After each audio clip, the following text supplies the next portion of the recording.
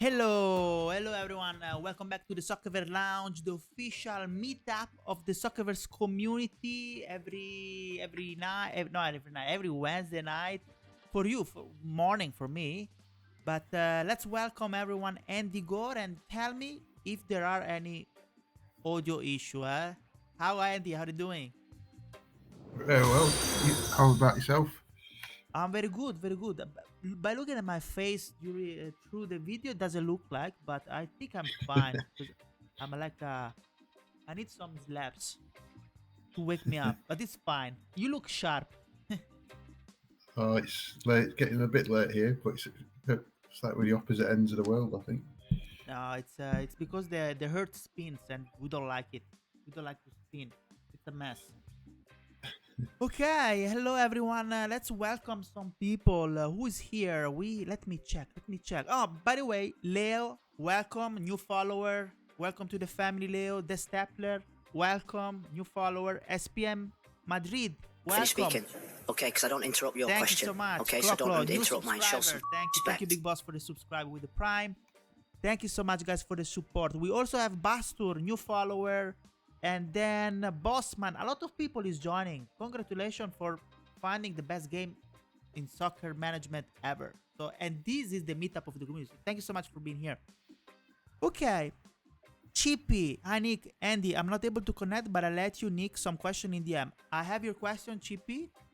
I will ask Andy your question later. Don't worry. Okay.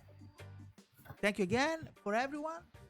And nothing. Let's start. Let me just fix a little bit, maybe the camera of our boss. Let me see. First of all, everything is fine, right, guys? With the audio, it should. It should. Okay, perfect. Cool. There you go. Okay. Andy, where do we start? There are so many questions the community has always had. Thank Well, you. if you don't know Thank you, football, you shouldn't Odi. be with the microphone in your hand. Another sub. Thank you so much. Thanks so much for the support, guys. I really love it. Um, where do we start? Where do we start? So first of all, game engine. What is it? And how complex it is. I mean, people like myself usually play games that don't think too much about what is behind the game, behind the brain. But if for a game like this, where the results are depending on the tactics, on the players, and results can lead to better score, more money, more payouts, more influence, etc., etc. It's very important for people to get to have a look inside the brain that decides the score. So just give us a little bit of a general introduction on what is the game engine and how it works overall. Yeah. So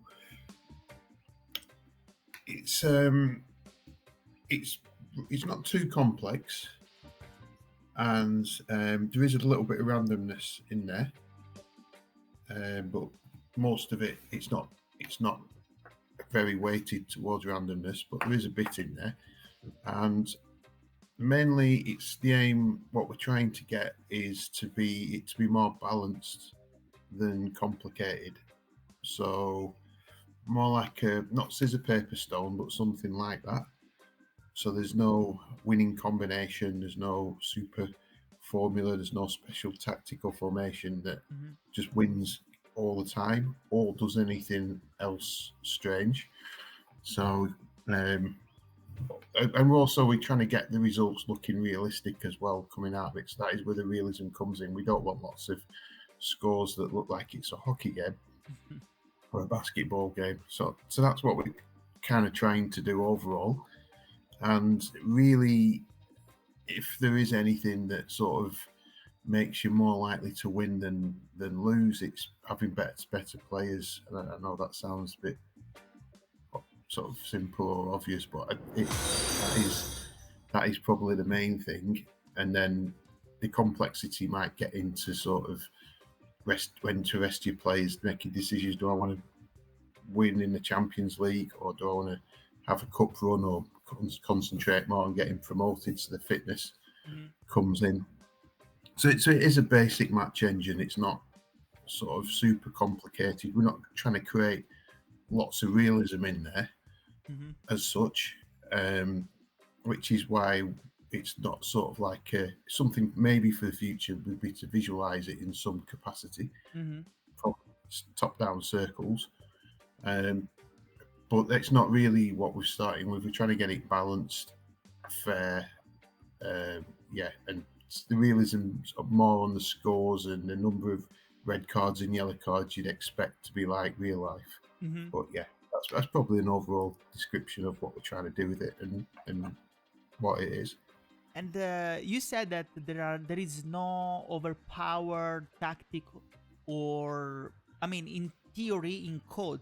But what we are observing from outside, from either the results or even myself, when I look at the big data, I get all the data, and other people like Clocklove, Chippy, a lot of devs that are doing their own tools and are analyzing the tactics.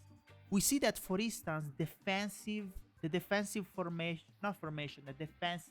play style, it looks like it's overpowered. It looks like when you put defensive, the opponent ability to shoot on target or even shoot drops significantly.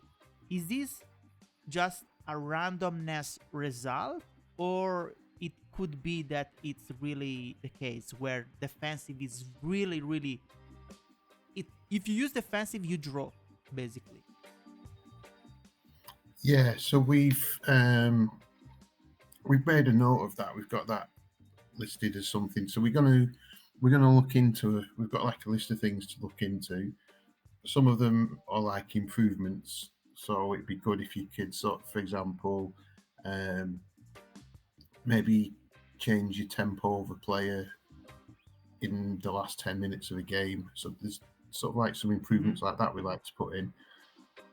And maybe you really need to win in the last 10 minutes, or you can't lose. So you want to push all your players more. So at the moment you can't make tactical changes like that. So there's those things that we want to get in. And then there's these more balance in these things. This defensive being too overpowering if you play in the defensive position.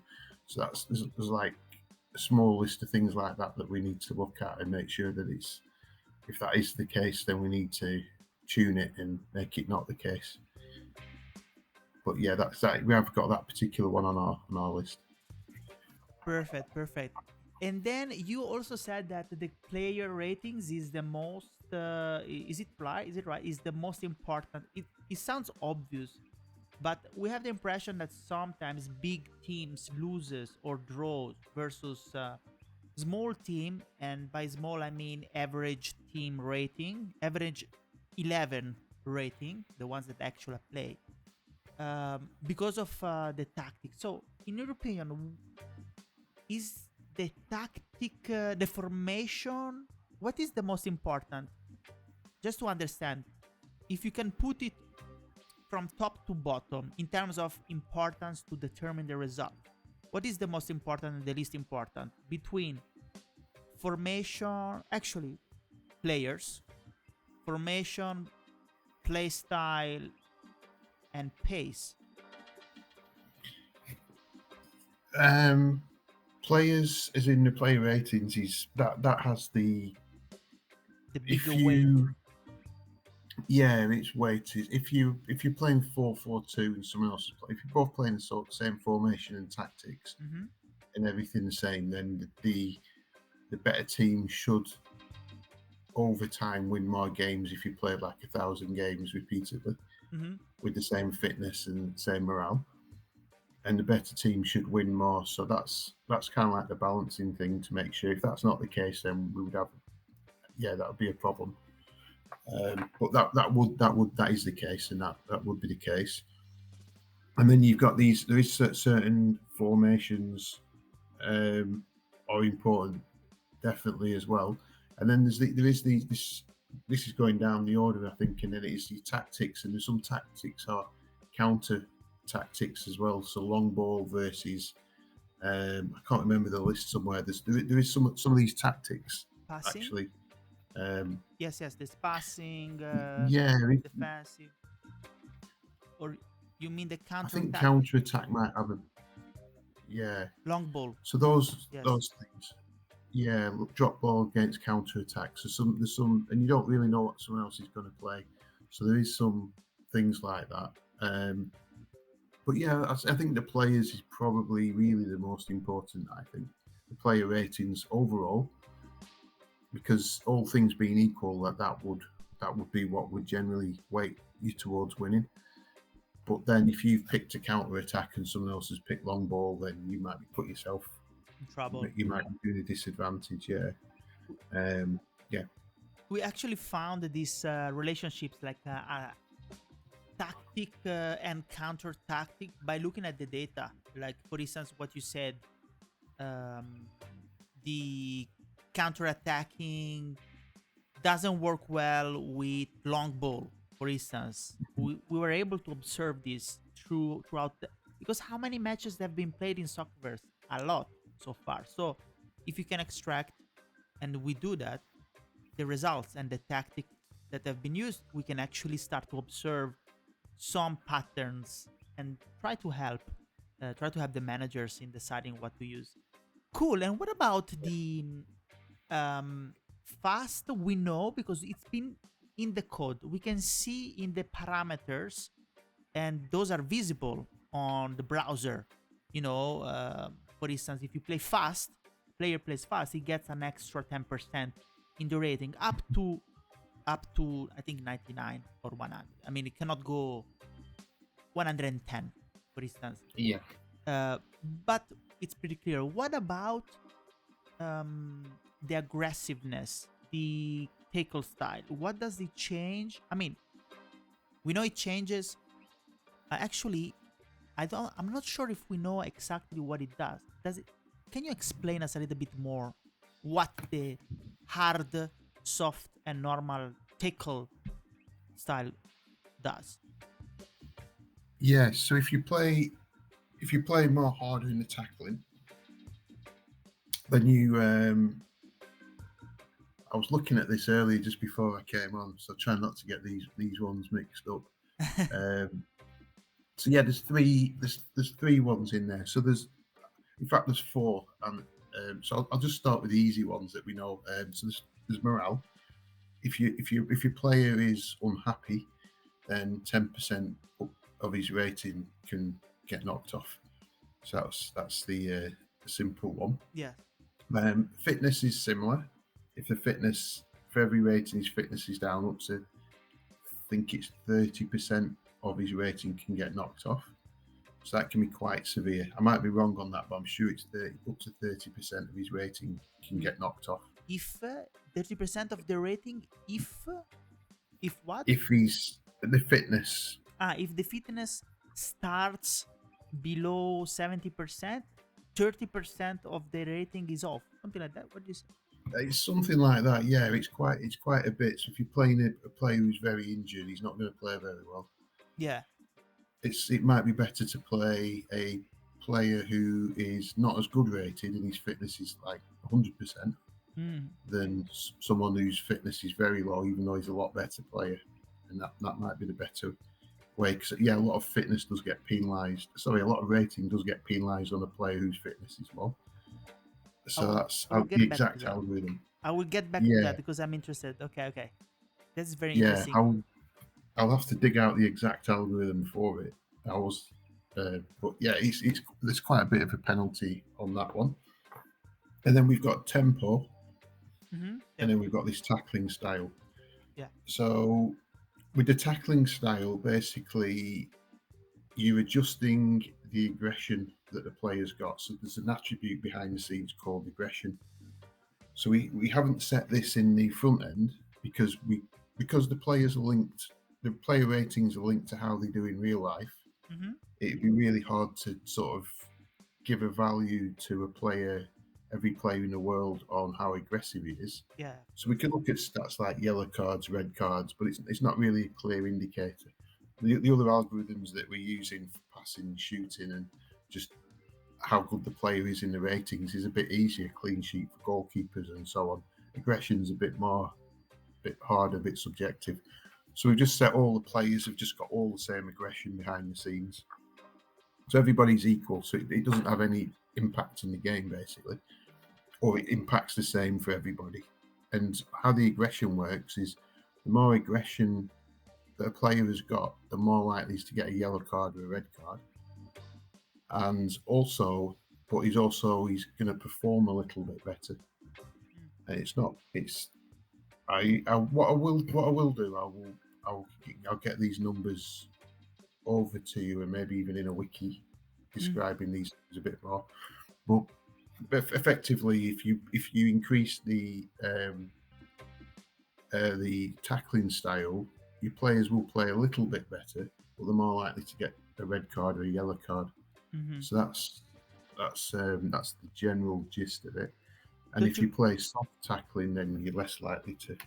But it plays worse. It plays slightly worse. Yeah, plays a little bit worse. Yeah, so you're more likely to.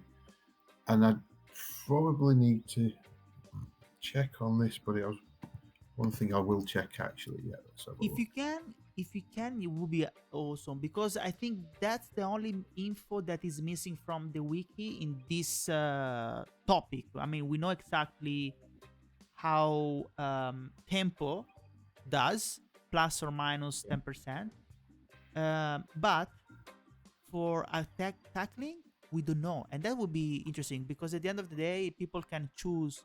I want this player to play better. Do I want to sacrifice stamina and energy because I don't have any important match after, or not? I don't want to sacrifice stamina, but I want to risk a yellow or a red card. It's gonna be very important to know if it 10% plus or minus exactly like tempo, or it's different percentage. Yeah, I will definitely get back to you on that one, and we'll get it into the wiki as well. Yeah, in the wiki, did you find it?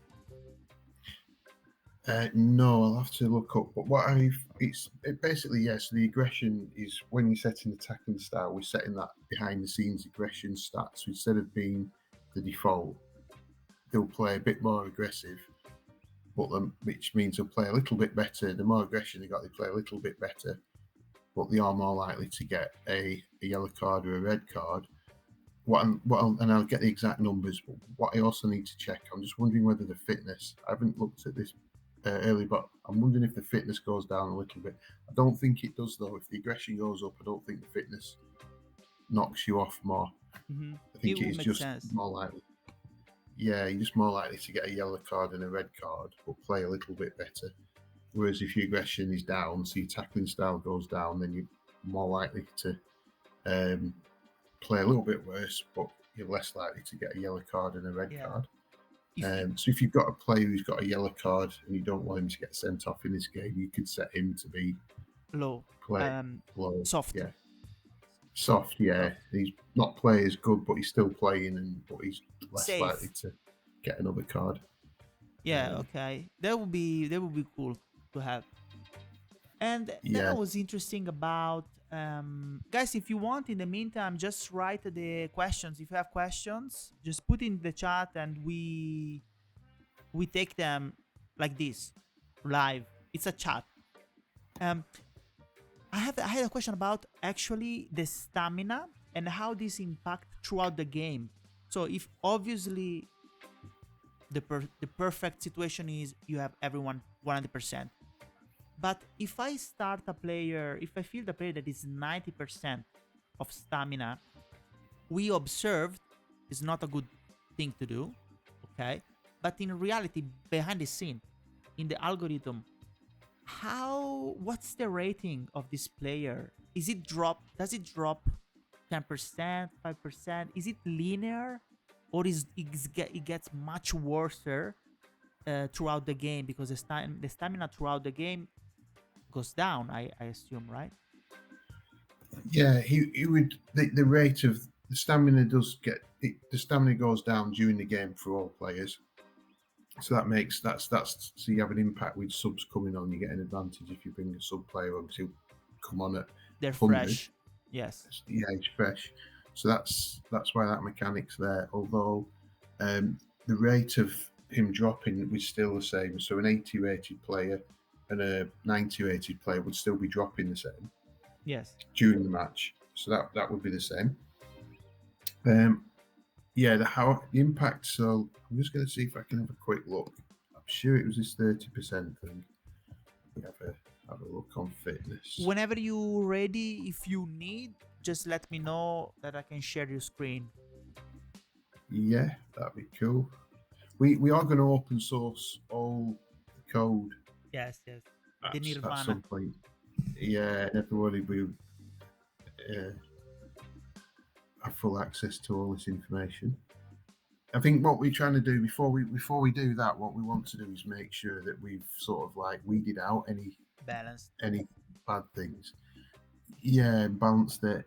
So we're going to check all these formations and combinations. We'll check that defensive is it too powerful. We'll look into that.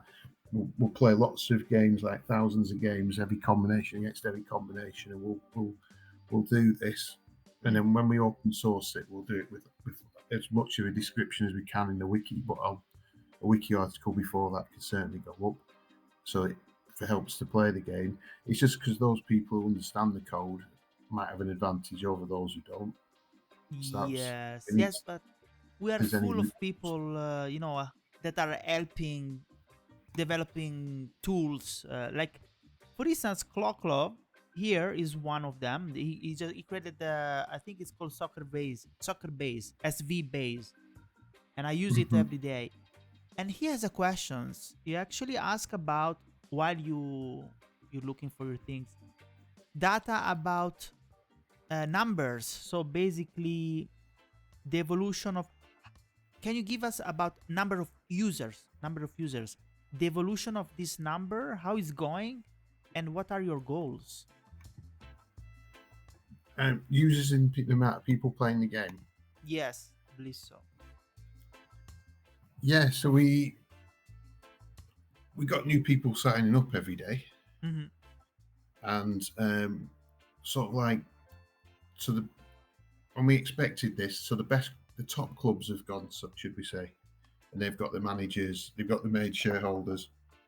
So now the next part is, what we found is most clubs do have shareholders, influence holders in the clubs. So we've got most of the clubs got influence holders, but they've not got managers. So the next phase, what we're trying to we need it to put it in interface, and it's what we're working on at the moment. It's like a payout calculator to make it really clearer in a season what you would what SVC is created in a season for each club. And then we're trying to sort of like communicate then through the interface, but there'll be other ways, but primarily the interface and the portfolio management tool is all that. Any influence you've got, if your club is middle of the table, this is how much SVC it sort of yields, if you will, in a season. If it was top of the league, that'd be twice as much. If you're the bottom of the league, that's like half of that. And so the next thing we're working on now is to clearly communicate this information. And then if you have a manager who's inactive, you're less likely to be towards the top of the league than you're more likely to be towards the bottom of the league. So therefore, it's in your interest. And if you've got lots of portfolio, a lot of clubs, you can't manage all them clubs yourself. So you find people to come in. And another one is because the game is knowing about all your football in real life and who's on the up and down, you find friends and find people. Maybe people could collaborate together in groups, looking after a portfolio in a group. Yes. And they're working with each other, looking after. You might have someone who knows the Brazilian football, or South American football, and they can recommend players out there that should be in the portfolio. So this is the next phase of people introducing people into it, and in order to help them look after the portfolios and collaborate, because really every every club in the game is worth something. So even a team bottom of the Colombian league, right at the bottom of the Colombian league, can be, and also every club has got the potential to win the World Club Cup, and every team in Europe has got the potential to qualify for the Champions Cup. Yes. And it's quite lucrative. So you could take over an English Division 10 club, and with time and building it up and getting people to help you to build it up, and you can invest into the club with your SVC and buy better players. There's that theoretical thing that every club can win the Champions Cup. Yes. And it's like how much time and effort is going to go into it. So basically, every club has a true value, and that value is better if it's looked after. So all 5,000 clubs in there should be looked after. So we're not there yet. It's the top clubs have gone, and I think everybody in there is enjoying being the manager roles, and we trying to encourage more people to look after the portfolio now. But it's not very easy to do that with the current interface. You just have a list of your club influence, your player influence, and it's not easy to. So I was looking at a tool, for example, and we're working on a payout calculator, and a team in Serie C in Italy is it would get, I can't remember what I was looking at now, but it could get like maybe 15 times more SVC if it was in Serie A. At least the Serie A is 250, I think 240 price, while Serie C, I think it's maybe 7, or I can check, but it's about like that, something like that. Yeah. I mean, I could do a very quick screen share just to show you that to that point. If you you want me to switch? Yeah, I'll put something up on the screen. Okay, I don't know if you've got my screen. And yes, there you go. Yeah, so this is just a crude internal tool. It's not going to work its way out, but so just for an example, so I picked an Italian club in the 3rd division, and you could just put in if there's you have 10,000 influence in that, it calculates it. So the current league I'm in here in the current fan base. So total club season payout, and that's got the dollar sign. That should be SVC. 1,000. Yeah, that's if you had. That's the total club payout if you had all the influence in that club. So this is Serie, a 3rd division Italian club.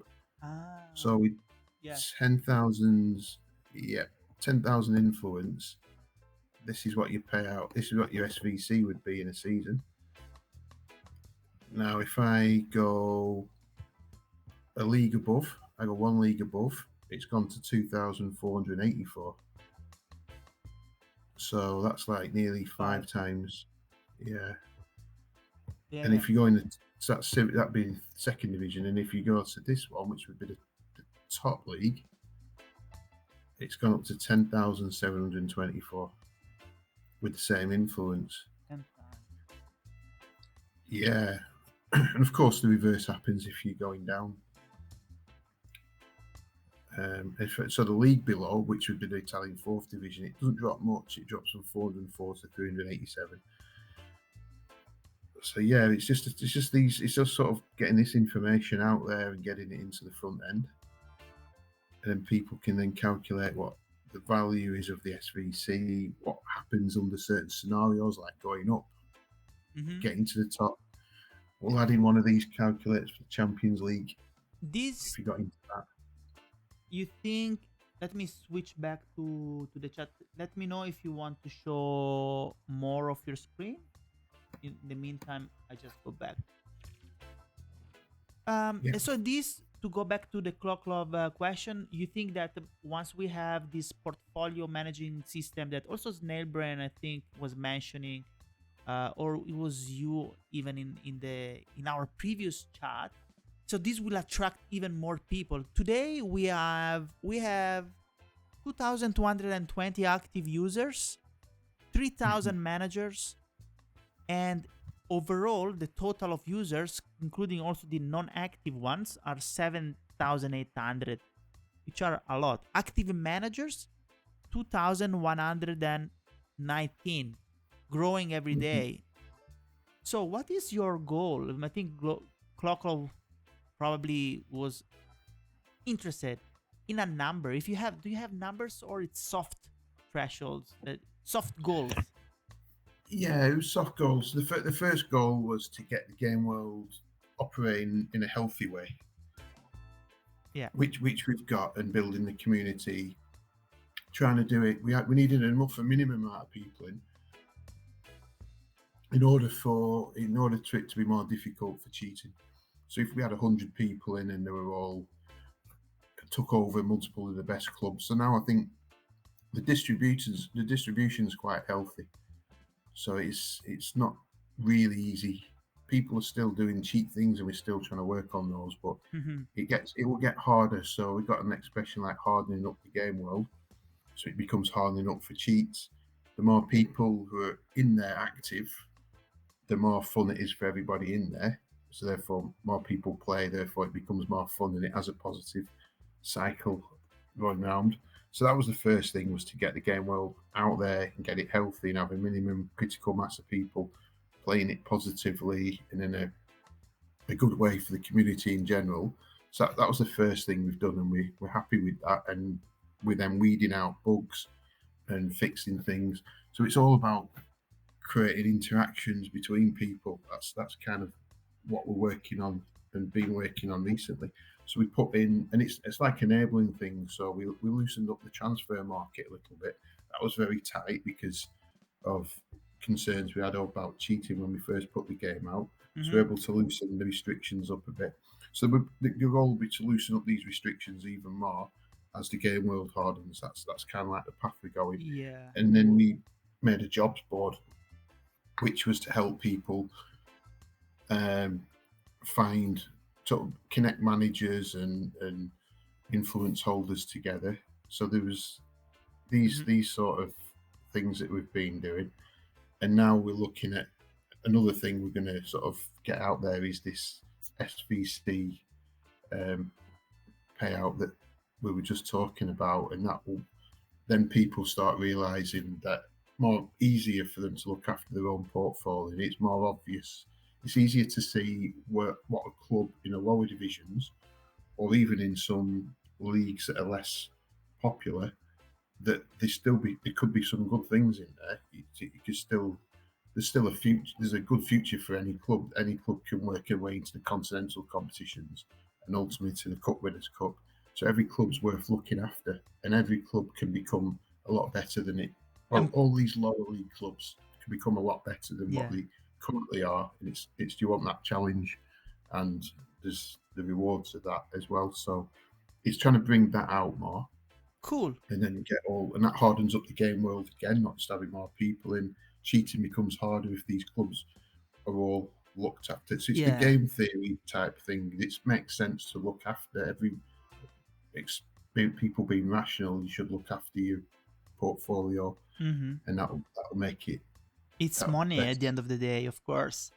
We really need to. It's like looking after your investment. If you don't look after your investment, then you cannot blame if you lose them. If you lose your investment, if you don't pay attention, someone else does something weird and you were not prepared. I mean, it's on our fault. It's our fault. So it does make total sense. And so to go back to the game engine part, like questions about the game itself now. I know Samperx, for instance, brought it in the chat earlier. I think it was him, Samper TX, yes. And it's a hot topic right now in the community, is the role of agent. So personally, I love the fact that we have the power to knock off the rating with Morale. It's a tool. In my opinion, it's a tool. But some other people, they don't like it. They think it's overpowered. Again, it's too much power. What is your opinion on this? And do you think that if people don't like it, it could be this changing morality thing could be removed or not? Yeah, it's. We've had a few thoughts. We've had a little bit of chat around this. The point of it could be maybe too powerful, but it's we wouldn't remove it. We certainly won't remove it. Sure. It will always. I'm pretty sure it'll always be there. Mm-hmm. We'll keep a review on it. I mean, another one is the agent's ability to not renew contracts and the best players leaving. So that's something else we need to keep an eye on as well. So this it kind of is back to the intention of an agent is to give the player a brain and kind of help the transfer market. So if someone's got a really good player and he's not playing him, loans will have a bit of an impact on this as well. But they're coming, right? Soon, they're coming soon. Yeah, very soon. They're in testing. They're getting tested as we speak. So that's looking forward. This is the next phase in Soccerverse dynamics, loans. That's it. Yeah, and that's got a similar thing. If you and it comes back to the SVC, not completely, but a little bit comes back to the SVC again. I'll touch on that in a moment though, because if your player's not playing, there's less playing bonuses. Mm-hmm. So you might want him to move to a different club. And a loan might be sort of like a solution to that between the manager and the agent. But yeah, the agent does have quite a bit of power. In terms of the unhappiness and the morale, the intention wasn't that. The intention is that what ultimately everyone's trying to act rationally in their own best interests. Sure. So to speak. It's not rational if you're the agent to just make the players you're an agent of unhappy, because then that club is not going to play you and then you don't get a playing bonus. Mm-hmm. So he's trying to get that balance right of, if you really want to protest at being something to do with the manager, he's not playing you, or maybe the player rating has gone up but you're on a long contract, and that's a way of protesting. If we need a new contract, or I'm on a 5-season contract, and my rating's gone up 15, and you're going to keep me on that for the next 5 seasons. And so you do need that morale. You need something to go back and say, well, if you're not going to put your contract up, we're not going to. You're not going to play very well for you because I'm not going to be happy. But everybody ultimately honours contracts. That's the base of it. But at least he's not going to play very well. So there's no point. You may as well, if you want him to play as that higher rating, then you need to give him the new contract, basically. Mm-hmm. Otherwise, he's going to play as a low rating because you've made his morale unhappy. What we could potentially do is maybe look at limiting the morale options, like under certain conditions you can make him unhappy. So if he's playing every week, he's on the correct contract, then there's no reason in any normal situation why you would be unhappy. So the agent's just doing it and he's not one of your best players. If he's your best player, so I'm just making things up here, but there is things we could do to tighten it up a little bit if it's too powerful without removing that completely. That's good news. I really wouldn't want personally to see it removed, because it's part of the gameplay. Otherwise, the agent becomes useless and it becomes basically paying for influence of a player for what? For the payouts. But it's not. It's a game. So you need to have a role. Mm-hmm. And actually, Gevenito, to stay, Kokolov, after you come back, I come back to your question, but Gevenito, to stay in the agent topic, he actually said, what are we asking for? So he thinks the community, but not everyone, I believe, Gevenito, is fair leverage when negotiating between agents and managers.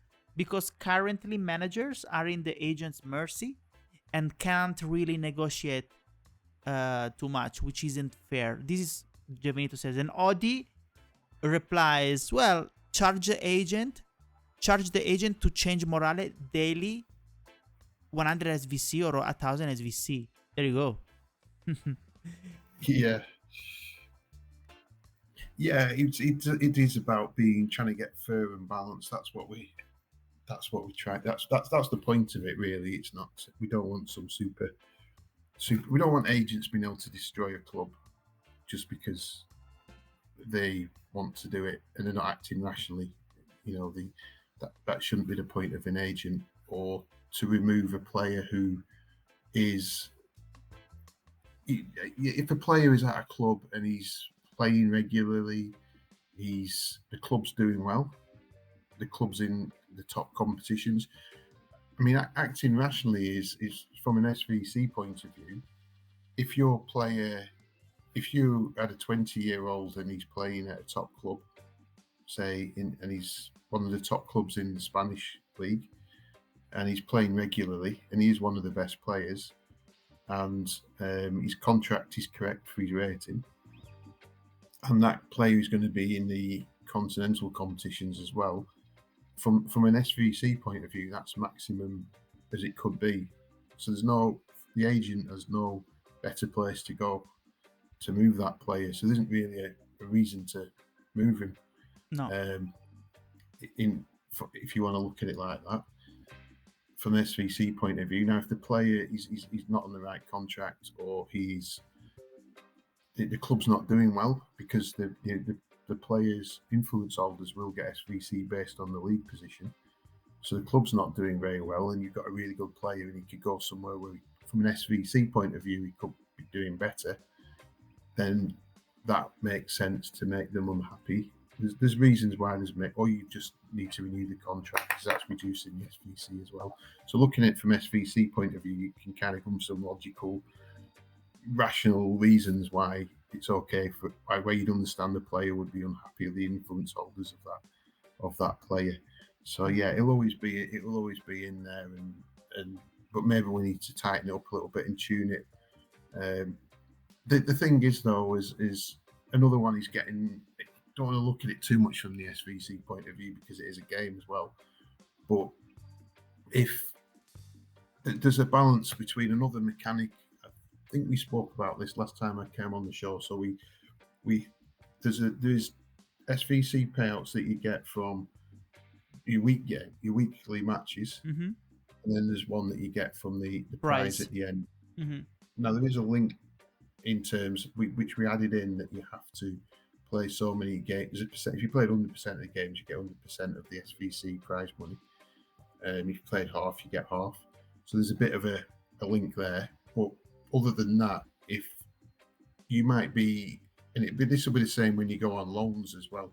It might be better if you're not getting regular matches at the top club in England. Say you're in the top club, top of the English league, but you don't get anything. Your rating's not good enough.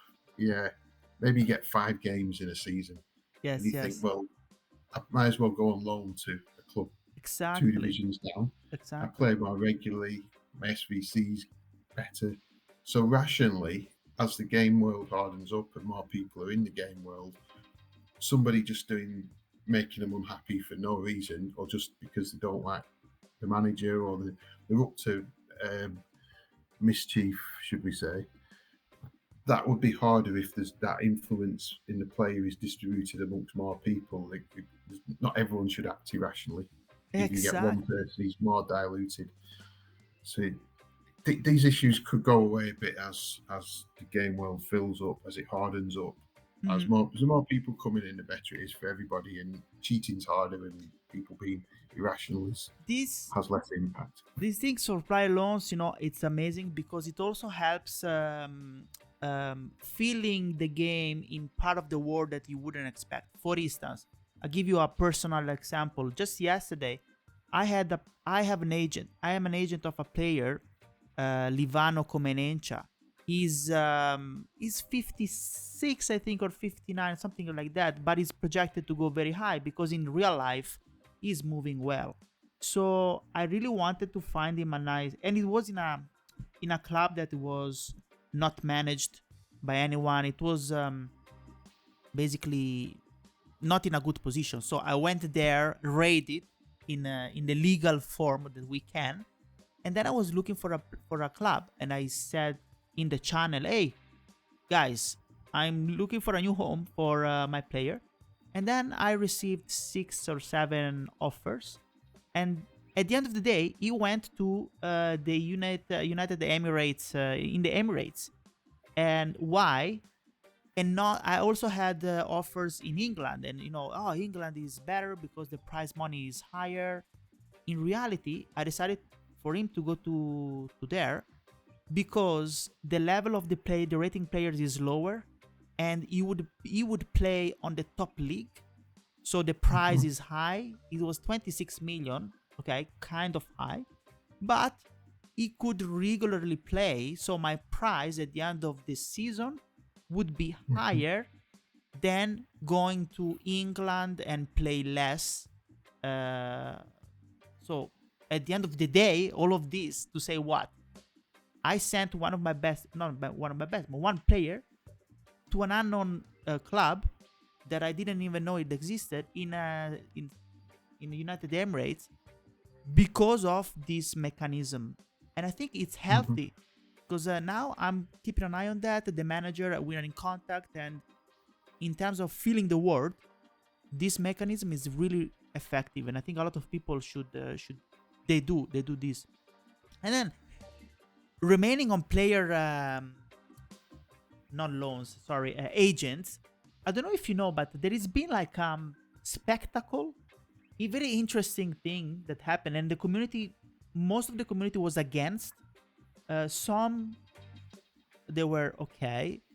In England Division 6, what happened is that one individual with a lot of money, big financial availability, and also prone to risk, what he did is basically bought a lot of player influence of his rivals, became agent, and then started putting the morale down to all of these key players so that he could win easy.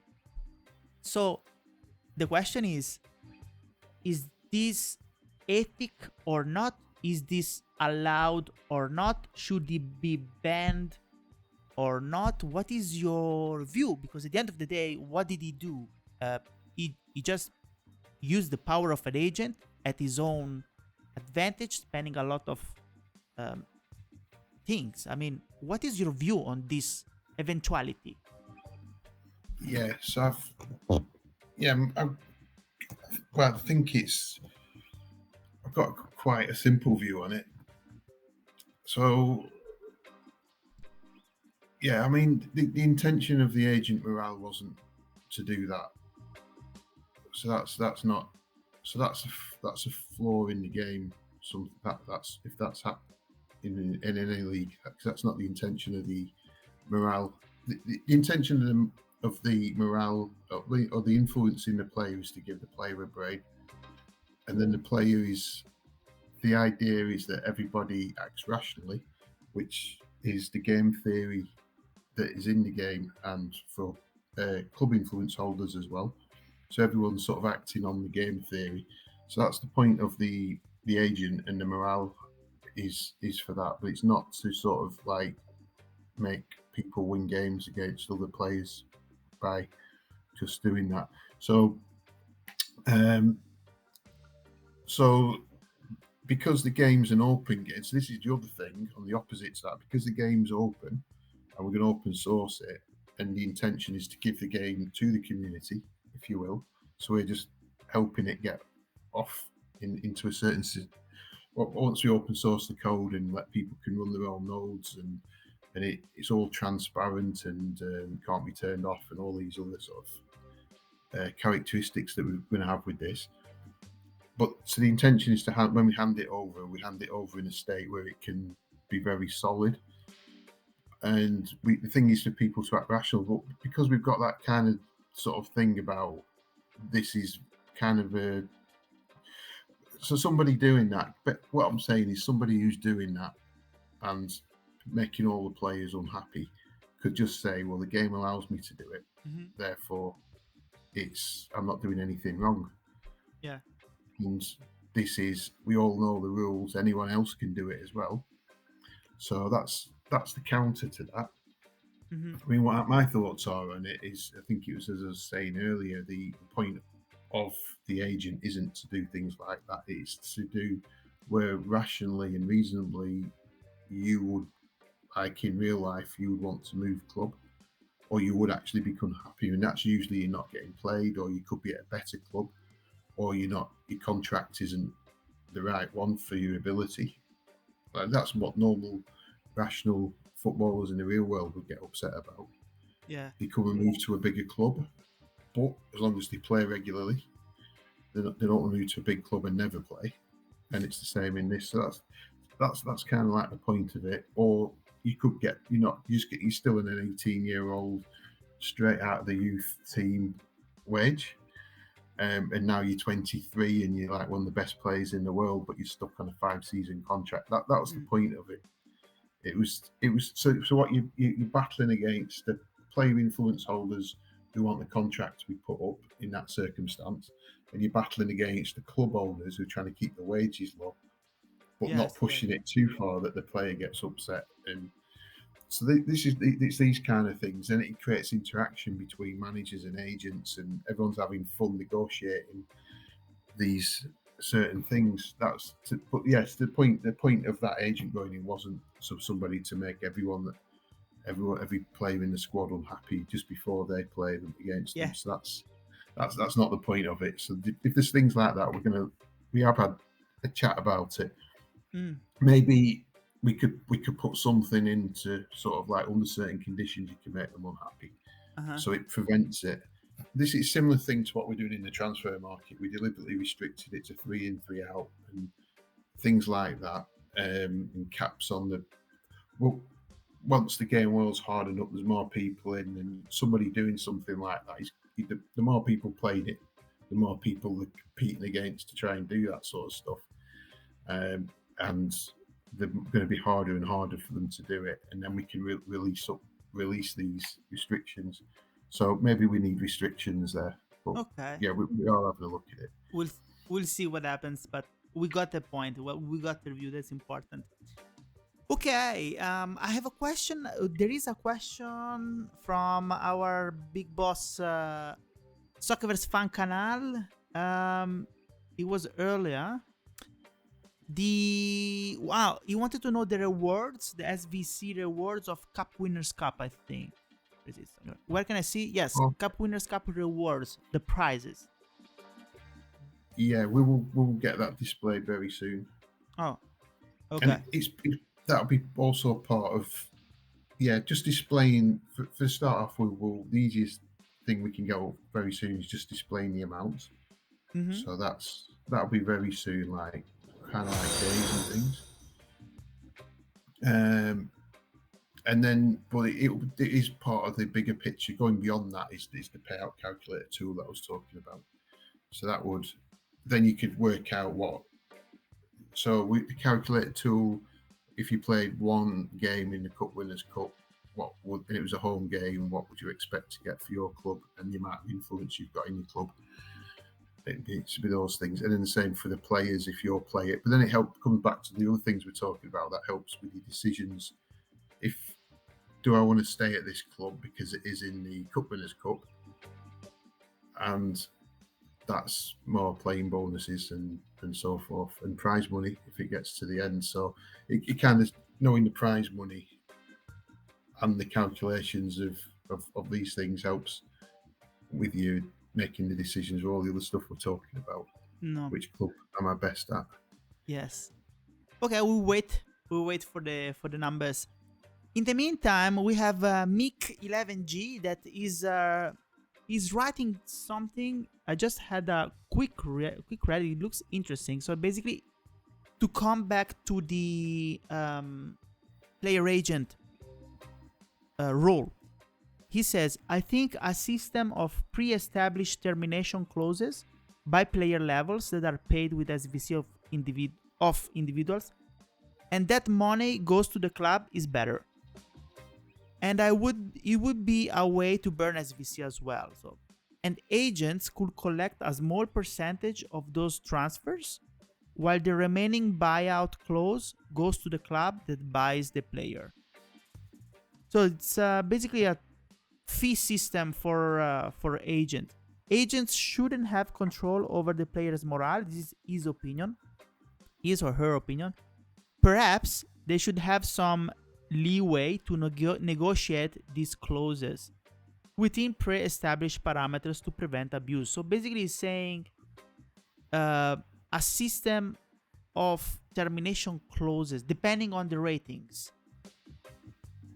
Is this what you mean, Mick? Did you get it, Andy? It was a long message. Yeah. So, like in the real life in Spain, they have these sort of clauses. You can buy out clauses at a certain value. I think that's what it was saying. Yeah, I did have a think of that when we were back in the beta. So it's not. We of course we're not put it in, but it's an interesting one. You consider it during the beta. You consider the clause. Yeah, it's like what they do in Spain, but we've not thought about it since. I mean, that we'd have to think how it impacts, how it works around impacting stuff, and also things like that, or any changes. Really, we always look at how does it impact the wider game? How can people potentially, abuse that to cheat?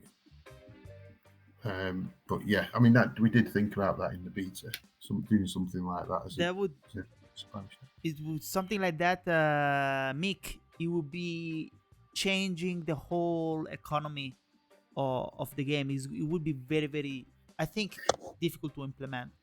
It would be a different game, in my opinion, at least in this aspect of the agents and transfers.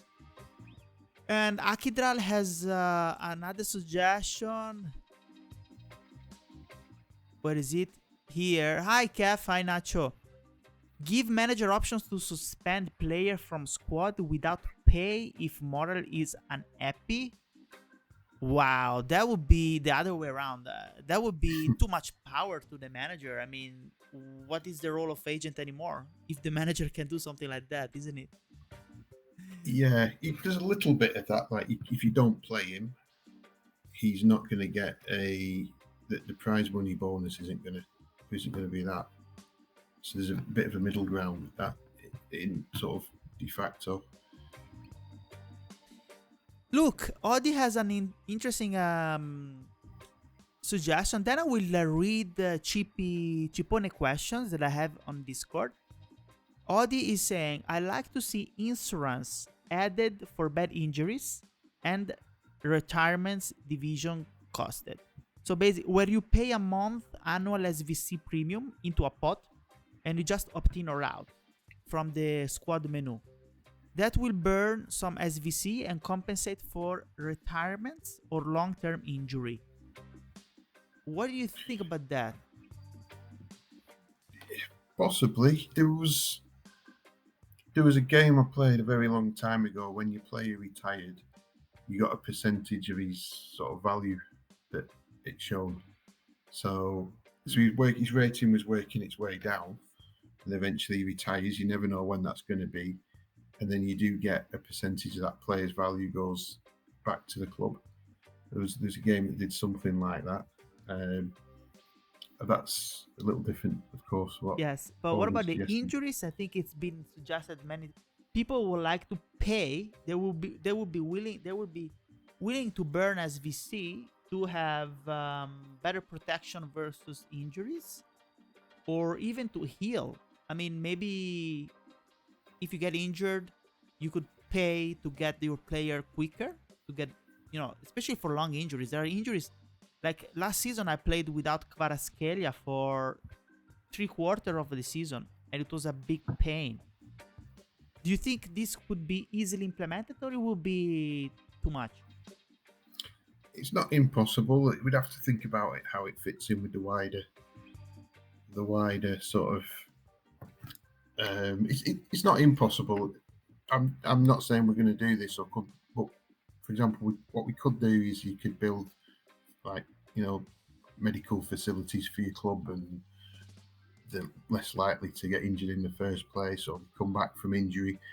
That does sort of drift into more single player type games where you sort of boosting players, and then some of these games go into all sorts of things. Your player plays better if you boost him, and no one's suggesting that we would do that. We probably wouldn't, but it is that type of thing really where it'd have to be done in a way where it fits in and balanced in with the overall game. So maybe Yes.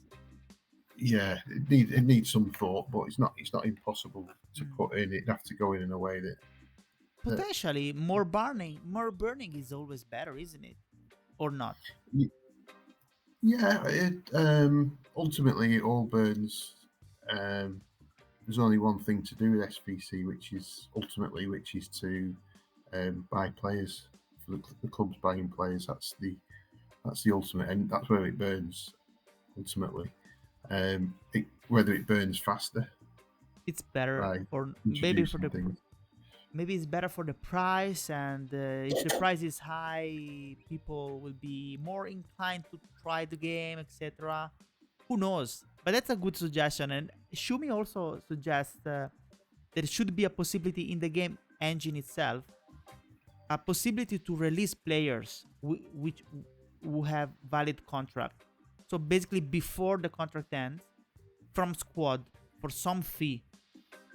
What do you think? I remember us talking about this as well when we were in the beta. I think all these things are all possible. I'd have to give more thought. I'd have to chat with Snellbrain, Daniel, look at how it affects the economy. Having a release clause, I think all these things. I think the common thing with all these things is to have it fitted into the wider game world, and also cheating as well. So somebody just doesn't come in and just release a 17-year-old superstar at one club, and then over at the other club just sort of acquires him for. So it's like a club's getting destroyed just because someone's gone in and released three of the best players, and whereas really it's better if they're kind of like locked in there. And I know someone can put them up on the transfer market in any case, and then we do have the restrictions in. So even if that went in, it'd have to go in with restrictions to prevent cheating, and people not releasing the best. It'd probably be like the loan system. You can't loan out your best players. I don't know if that information's out there yet, but some restrictions in the loan market, and same in the transfer market. And then it's just like the opposite to what we're talking about, the agents being too powerful. Yes. Maybe there needs to be some restrictions on the agent's morale, for example. So any of these things always need to go through this process of how does it affect the game economy? How does it affect the wider game? Is it an opportunity for people to exploit it and cheat it? So yeah, the answers to these questions are they're all good ideas, and they're all how football operates in the real world. And there's always a reason why they're in the real world, good reasons. So there's always a good reason why not to put them in Soccerverse. So when people are playing Soccerverse, it's natural questions to come up. But that is the thought process that we'd have to go through to put these things in. Cool. Okay, I have two questions from Chippy, and now I read it in the chat. Sorry, he wrote me in Discord. I don't know. I don't think Chippy is here, but he was. He made sure to have the questions here. And then I want to ask you about the very hot topic that Nacho brought it up just before. We haven't touched yet. About the fan base, because we know the fan base is fixed to the first season values, but we'll talk about that just after Chipone question. So, okay. Thank you, Kev. Nacho, you wrote it in the chat. I will read the question, Nacho. First, question number 1 from Chippy. Can you give us a quick overview of how the game engine actually works? Okay, wait. This we already discussed it at the very beginning. He's mostly interested. I think we already tried already asked you last time, but I don't remember. He wants to know how the chances are created. What decides if there is a chance, like a goal chance or not? What decides which team gets it? He's talking about goal occasions. And what decides if it ends up being a goal or a miss? Okay, yeah. What I will do, I will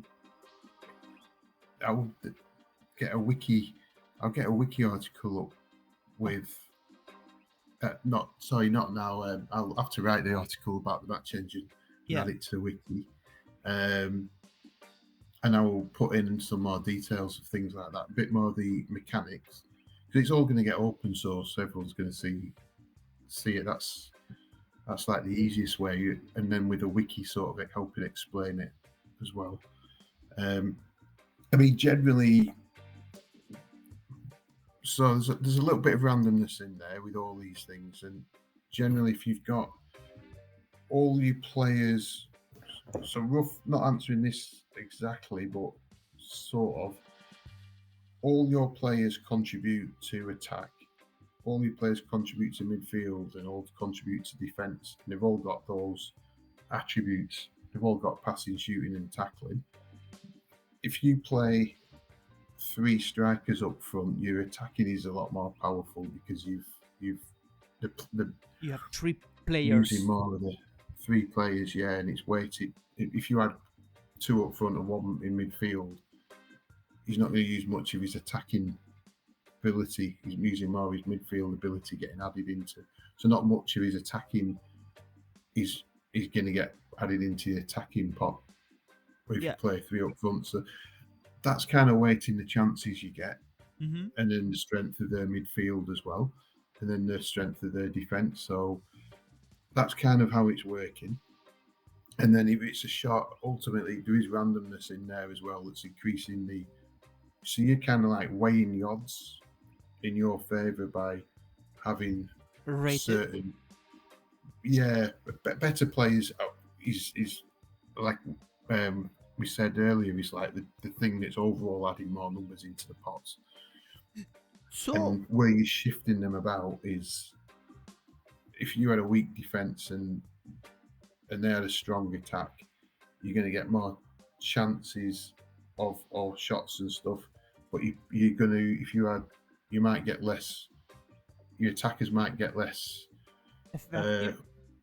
shots, yeah. But when the shots come, they're more likely to go in. And it's like that. I'll have to document in a wiki, I think. So basically, what we want to do is to maximize the number of occasions as much as possible.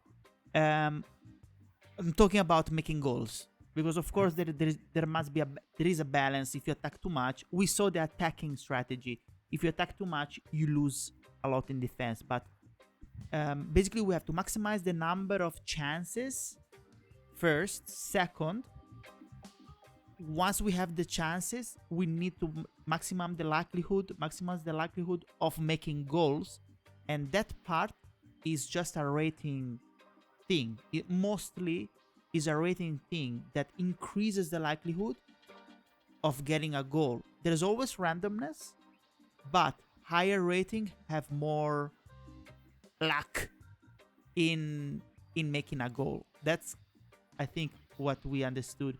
And basically what Chupone want to know is also, like you said, the game engine works at blocks, saying attack. The attack block includes 3 strikers and has an average rating of 89, versus the defense block that includes 4 defenders of the rival and the average rating is, 90. So the game engine works player by player, or it actually think about defense versus attack?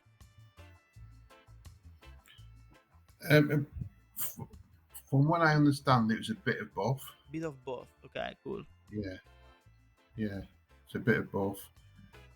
But yeah, I will go through and document I certainly go through and document that. I don't think that would be. It's got because it's all going to get open sourced in any case, but I don't think that's going to cause any. I think that's a good thing to document that a bit more. But yeah, there's certainly randomness, and it's kind of like the better players that you turn up with, the more numbers you're putting into the pots, attacking and defense and everything, and then it's like your formation is like shifting those numbers about, weighting them to attack and defense, as is the attack styles, and then you, depending on what your other person doing, they're shifting their things about, so you've sort of like going against each other's strengths and weaknesses, and then ultimately there's things like fitness and that which then start playing into there, and you get little boosts, if you will, during the game by making substitutes. So, and or even a change your attacking style, and sort of sacrificing, maybe getting some more red, yellow cards for a bit more aggressiveness, and so you sort of tweaking things a little bit. That's how it's doing it, but ultimately there's randomness in there. So you're sort of stacking the odds in your favour by doing all those things. That's kind of how it works roughly. And yeah, there's a bit of player individuality in there, as well as pots of defenders, attackers, and stuff. So it's a bit of a mix. Okay, good. Thank you. Andy, how much time you have? We still have a few questions in the chat. It's mainly about the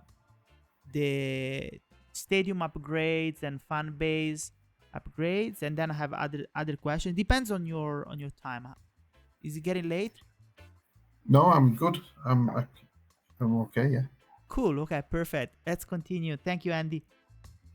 Okay, so let's go. Let me go back to Nacho first question, because it basically summarizes the topic. Okay, the team still thinking about the stadium upgrades? What about the fan base? Seems like it's all fixed and it's not very realistic and fair, as many clubs coming from lower division will be kept and will need to inject every season as VC, and some of them could go bankrupt if fan base is not more dynamic. We need a system where good performance leads to a potential fan base increase, which makes sense. As the clubs perform good, they should get more fans and supporters. What do you think about this? Yeah, I think it works. It works to try and be fair and give every club an opportunity. I don't know if that's misunderstanding. I think that's what it's basically saying that because the stadium will increase if you get promoted, the stadium slowly increases, the seat capacity increases, but the fan base is fixed to season 1, and it cannot go too much high, I believe. Okay, yeah. So I mean, how your income is capped. Yeah, the fan base does grow based on the division that you're in. So if you say we took England and you're in Division 10 and your fan base was 2,000, and the average fan base in English Division 1 was, say, 32,000, then your fan base, as you work your way up the leagues, your league's fan base changes based on the league that you're in. So you work your way towards being the average fan base of what that league started with in season 1. So what we do at the start of season 1, we take a snapshot of what the average fan base is for each league, and then that's kept the same permanently. So in England, so say if you say the English Division 1 average fan base at the start of season 1 was 32,000, that's permanently kept in there. So we've got a record saying at the start of the game, English Division 1 was 32,000, and then every league will have its own number, what the average was at the start of the game. And then as clubs get promoted and relegated, the attendance will tend towards the average of the league that they're in. If they're not in the division that they started off in, if they're in the division they started off in, they use either the average of the league that they're in or the starting fan base of themselves, whichever is higher. So any club in England, if it gets into the top division, its fan base will grow towards to the average 32,000, and the stadium will just add capacity to handle that as well for free. And then on top of that, that average is where you'd be if you're in the middle of the English Division 1. So if you were top, you could have another 15%. So it's not 30%. I'll have to have a look. But if you're top of the English Division League, you would get, on top of the average, you get another, I think it's 15% on top, fans turning up. Because you're top of the league. Might be 30, but 30, I think it's 15. I 30, yeah. So you could have a 40-something thousand fans turning up if you took the worst team in England in Division 10 to the top of English 1. You could have 40-something thousand fans turning up, and that won't cost you anything. By improving the stadium would grow with the size of the fan base and allow some capacity for the fans if you were top. And there's no costs if you ever started getting relegated and went down. The maintenance cost of the stadium is based on how many fans turn up. So you won't be building a big stadium. So I think that's kind of fair. Now, there is a bit of an advantage to those clubs who started off with 60,000 fans or 50,000 fans. They're always going to have a little bit of an advantage, those clubs. You're always going to have, if you were top of the English division, you might have 40-something thousand, where they might have 55,000. However, if they are mid-table or start being towards the bottom of the league, their fan base could potentially be a bit lower than yours because less fans turn up. If the big English club is sort of like 15th in the league, you might get more fans than them. So it's not completely unfair to. It's mostly, it's probably like Kef is also adding, is basically the fact that the average is fixed to season 1. It makes probably the growth slower because he's writing, but if the average is linked with season 1 and it's not flexible, every club below the average won't be able to really grow. So why are we buying top players in bronze teams if our ceiling is fixed?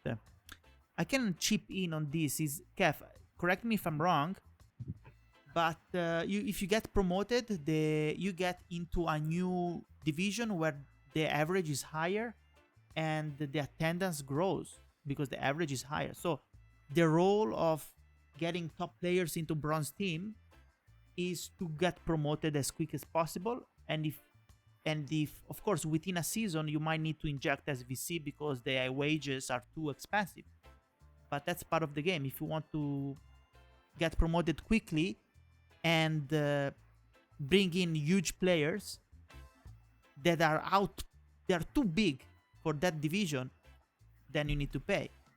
Unless I'm not understanding, but that's how I see it. The whole purpose is getting promoted into the division where the average fan base is higher so that your fan base grows together and the stadium grows together. Isn't it? Yeah, you should be. So you grow to. The only thing that's fixed is the average of the league. The league average. Yeah, the league average. Yes, the league average. Yeah, not the club. No.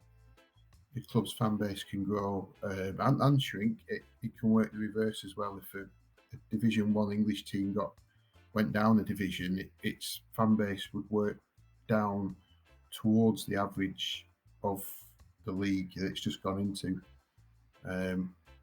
So it works the other way around as well. But yeah, so it's the reason why incrementally, if you went up a division and you don't get the average straight away, you work towards it. It does half, then half, then half until you are at it. So the idea, if you got promoted, your fan base doesn't grow instantly. You're going to have a bit of a challenge staying in that new league. But the longer you stay in, the more you become a club that should be in that league. Yes. So it's not just getting promoted. You then got the challenge of staying up there for a bit, and then you're a bit more balanced.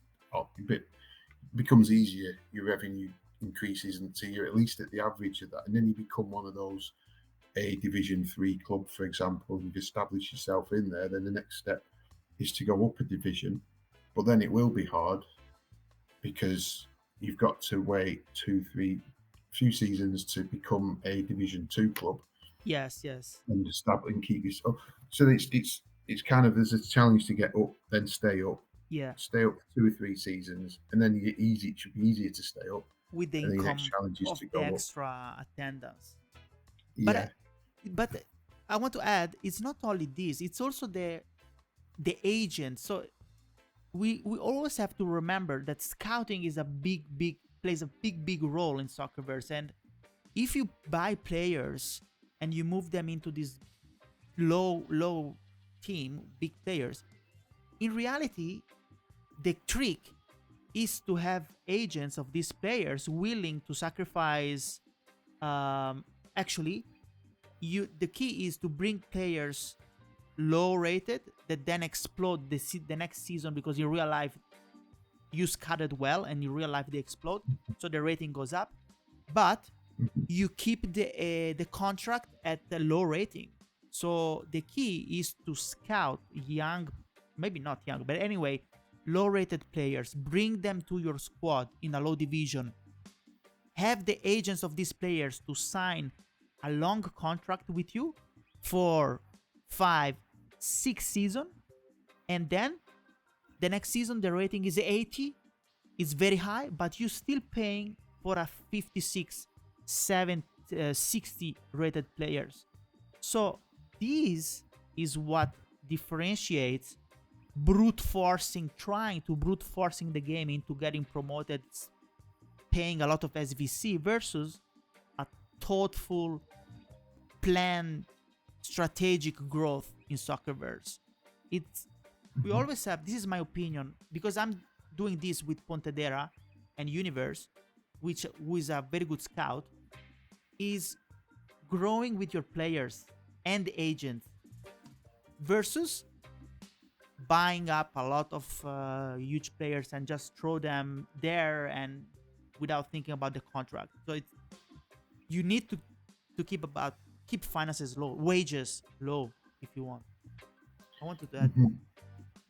That's it, yeah. And so there's other routes. There's other routes to it, and then you could, and maybe at some point you sell one of those players to a bigger club, and the money you get, you could then put it back into more young players. So it's choosing the right time to sell them. So and then your club might have a lot of cash in the lower leagues more than the others because you've just been good with the scouting, and you can have a balance of, you don't want to leave it too late. If the contract runs out eventually, you probably want to get some money for the club rather than leave for free, even if you're controlling the agent, I guess. Yeah, that's a drawback. Actually, Soccerverse Fan Canal and Nacho, they're bringing some other inputs on this. Soccerverse Fan Canal says the bad thing is that there are teams with 5 times the league average fan base, and people should be able to reach these numbers over time. And related to this observation, Nacho says if the average fan base in Serie A is 28,000, with a fan base of 17, could have a fan base higher than 28,000. So basically, can you go over the average like some clubs already are? So the clubs that started off over the average will keep their average. They'll keep the starting attendance that they started the game with if it's above the average. So they won't work their way down to the average if they're in the league that they started off in. So they'll always have an advantage basically. Okay. So the top Italian clubs and that have got higher attendance will have an advantage over the other ones, and ones that get promoted into the top Italian league. So there's the bigger ones are always going to have an advantage in that case. But there is that situation with that 15%, or sorry, or 15 or 30%. I think it's 30%. That's that plus the average does narrow it down a little bit. Not completely, but it does narrow it. So I don't think there's too much of a difference in that case. You could, for example, you could put a lot of SVC into an average, a team that's got an average attendance in the top Italian league, and do well with the scouting and other things, and just generally be able to afford those wages because you've got quite a good enough attendance to do that. The thing with the top clubs, I mean, talking Italy a lot here, but the top clubs in Italy, they don't get any advantage by being top. They don't get that 30% increase by being top because they're already pretty much full, some of them. Ahead in terms of fan base. So their stadiums aren't going to get built even bigger to handle that 30, to have capacity for the 30%. These top clubs in some of these countries are always going to have that advantage, and I guess that's the premium for having those top clubs. They'll always be worth a little bit more because they do have that advantage. But the gap can be narrowed. It's not really big. Now there might be some countries out there where there is one club whose attendance is just huge compared to all the others, and it is really skewed, and the average is low. And there's a club that's got few. He's always going to have the advantage because it's a starting attendance is always a lot higher. And I don't know if there's like Mexico or some clubs like that. There might be some there'll be some examples of that. So it's not perfect, but competing in that league might be then harder for that. There might be a few leagues with a few clubs that are more likely to qualify for the Continentals just because they can afford better teams. It's very polarized. In those cases, it's very polarized. You were doing the example in Serie A and La Liga this year, especially in Soccerverse, are super competitive. Very, very, very difficult. Especially La Liga, I can see. So yes, there is this reality also. Cool. And then what else? Let me check.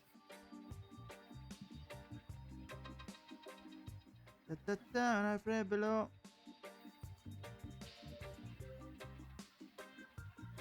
So there is a suggestion. Someone in Discord tagged me, Miguel. Yes, Miguel. Let me read it, Miguel. Thank you for tagging me. Okay. I think a more agile system for getting rid.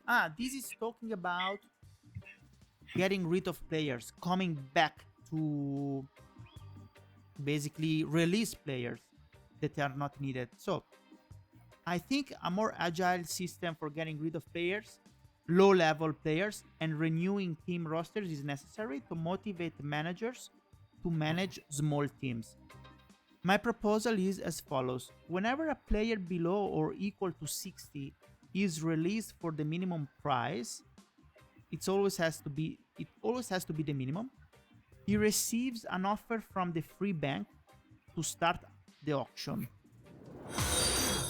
If no one surpasses him, he goes to the free bank and the club receives the minimum. And that sale, of course, counts toward the 7 sales allowed per season. This gives those teams room to renew their rosters more quickly. And the budget cap always remains in place. You can't go crazy, meaning the club isn't going to reach the top of the league, etc. And if you want the team to improve quickly, you need to inject SVC. Yeah, so basically, by free bank, you mean free bench, I think, Miguel. What do you think about this? It's basically suggesting for an auto bid to try to get rid of players from the free bench. For instance, I have a player that I don't need. I will sell it. I will transfer list him at the minimum price, which is kind of the signal to say I want to get rid of him. and then the bank, I mean, exactly who, we don't know who is going to bid, to be honest. The free bench is going to bid minimum, and if nobody else outbids him, it means that nobody else wants that player, he goes back to the free bench, and the club gets this minimum price. It's what do you think? I've never heard about it, but it sounds a good idea. I don't know. Yeah, I think it would. Yeah, I think we'd have to go through that process that I mentioned earlier. How does it affect the wider game? How does it affect different things? But I understand. I understand the point. I mean, one thing would be like if you, and I don't know. I'm just thinking this on my feet, but say like if I bought influence in a player, and I know he's on a 3-year contract. Now I know he could go on the transfer market and move, and I've got no control over that. And he could move to a club that I'm not happy with. And ultimately, I can then talk with the other influence managers, player influencers, to make him unhappy and try and sort it out, or to get him back on the transfer market. Yes. But if I bought influence in him and then he went sort of on the free bench, yeah, it's like what it have to think about those things, like the influencers as well. Yeah, are they, because they might have bought influence in that player, looking at his contract and where he is now. He can move, but he's not likely to go back on the free bench if he had a contract of 3. At least I know he's going to get some wage for 3 years in my calculations. Whereas if he goes on the free bench, like quickly, so it'd just be things like that would just need to be thought through, and how can the club get rid of players that it doesn't want and need, is never going to play, and free up its wage bill and free up its squad space, which is good. That's a good thing in general for the whole game, because then the transfer market's all active and moving about if people have got not restricted in transfers, because you've got squads full and things like that. So it's just working to work through. But yeah, we did have conversations about this at some point where can we just release players? And when we thought, well, if contracts are all honoured, it did simplify a lot of things. So then if we start not honouring the contracts, then we just have to work through it all again, and what effects would that have on different people and different things. But yeah, it's something we can definitely think about it. We have to think about it, but I don't have an answer to that. No, of course. I think it's all of these are suggestions. People want to hear your opinion about this. Of course, you cannot give an answer like, "Oh yes, it's feasible. Oh yes, we can do it," or "We cannot." It's impossible. You need to run experiments, hypotheses, and tests, etc. Plus, there is the blockchain part. It is going to be very difficult. So, and the Colossimos, Nailbrain, and all the others magicians behind the scene, they know if it's implementable or not. It's just people that wants to know your thoughts, what is in your brain. It's not an answer like, yes, let's do it, it's feasible. Anyway, yes, another hot topic. Okay, we're going back and forth because people are dropping questions on different topics. Again, in the fan base topic, the point that people also would like to see is performance-based fan base boost. So if I win a competition or I finish first in my league, they would want to see kind of a boost in fan base because of that good performance. That would increase. This is Nacho, as he's saying, that would increase competitiveness and willingness to do well, because a boost in attendance means a boost in income in the game, which means more sustainability for bigger players, less reliance on injections of SVC, etc., etc. Do you think it's something to consider, like performance-based attendance boost? Yeah, I think it's an interesting idea. It is. It's an interesting idea, and it might, to the point where KEF 2022 was put before the last one about the example with Croatia. Yes. It would do that. Do that a bit as well. Well, depending on, I'm not sure if, depending on how powerful it is, if you were sort of attracting some, so it'd be another category of fans that are there because you're winning things. You've attracted some more fans, and then I guess it'd work in reverse if you stop winning things. Yes. You go back to orbit. Exactly. Back to the average. Yeah, that would be interesting. We'll see. It's an interesting one, yeah. We'll see. Yeah. We keep. You have your own notepad with all the points and the roadmap. Maybe one day we'll be in. I think it would be very interesting and better if we can improve the attendance like that by just winning more prizes, competitions, etc. Ilan has a non-question engine. Thank you for the follow, by the way, Ilan, and welcome to the show. The first time he's here, Ilan, a big boss in Soccerverse. We all know him. So, a non-game engine question: is there any plans to push the game? Soccerverse is currently pretty hard to find, even for crypto users. Sorry, Andy. Ilan, just a quick thing. I suggest you to go into my YouTube channel. Let me drop the link in the comments. There you go. I've just published an interview with John Jordan, the current head of business development in Soccerverse, crypto side. And he spoke a lot about this. He's a crypto gaming expert. So have a look at the video on YouTube. Andy, what can you say? What are you allowed to say about pushing Soccerverse? Yeah, we've got some. Well, yeah, we're gonna push. So we have sort of stages that we're going through. So it was the areas that we previously spoke about and in the roadmap. So we just think it's really important to well, first off, that we get. I mean, we've been in many betas. Yes. But to get the game correct, should we say, to get the economy balanced. So, I mean, that's important. So we need this critical mass of people for the game to actually work. If there's 10 people in there, it just wouldn't work.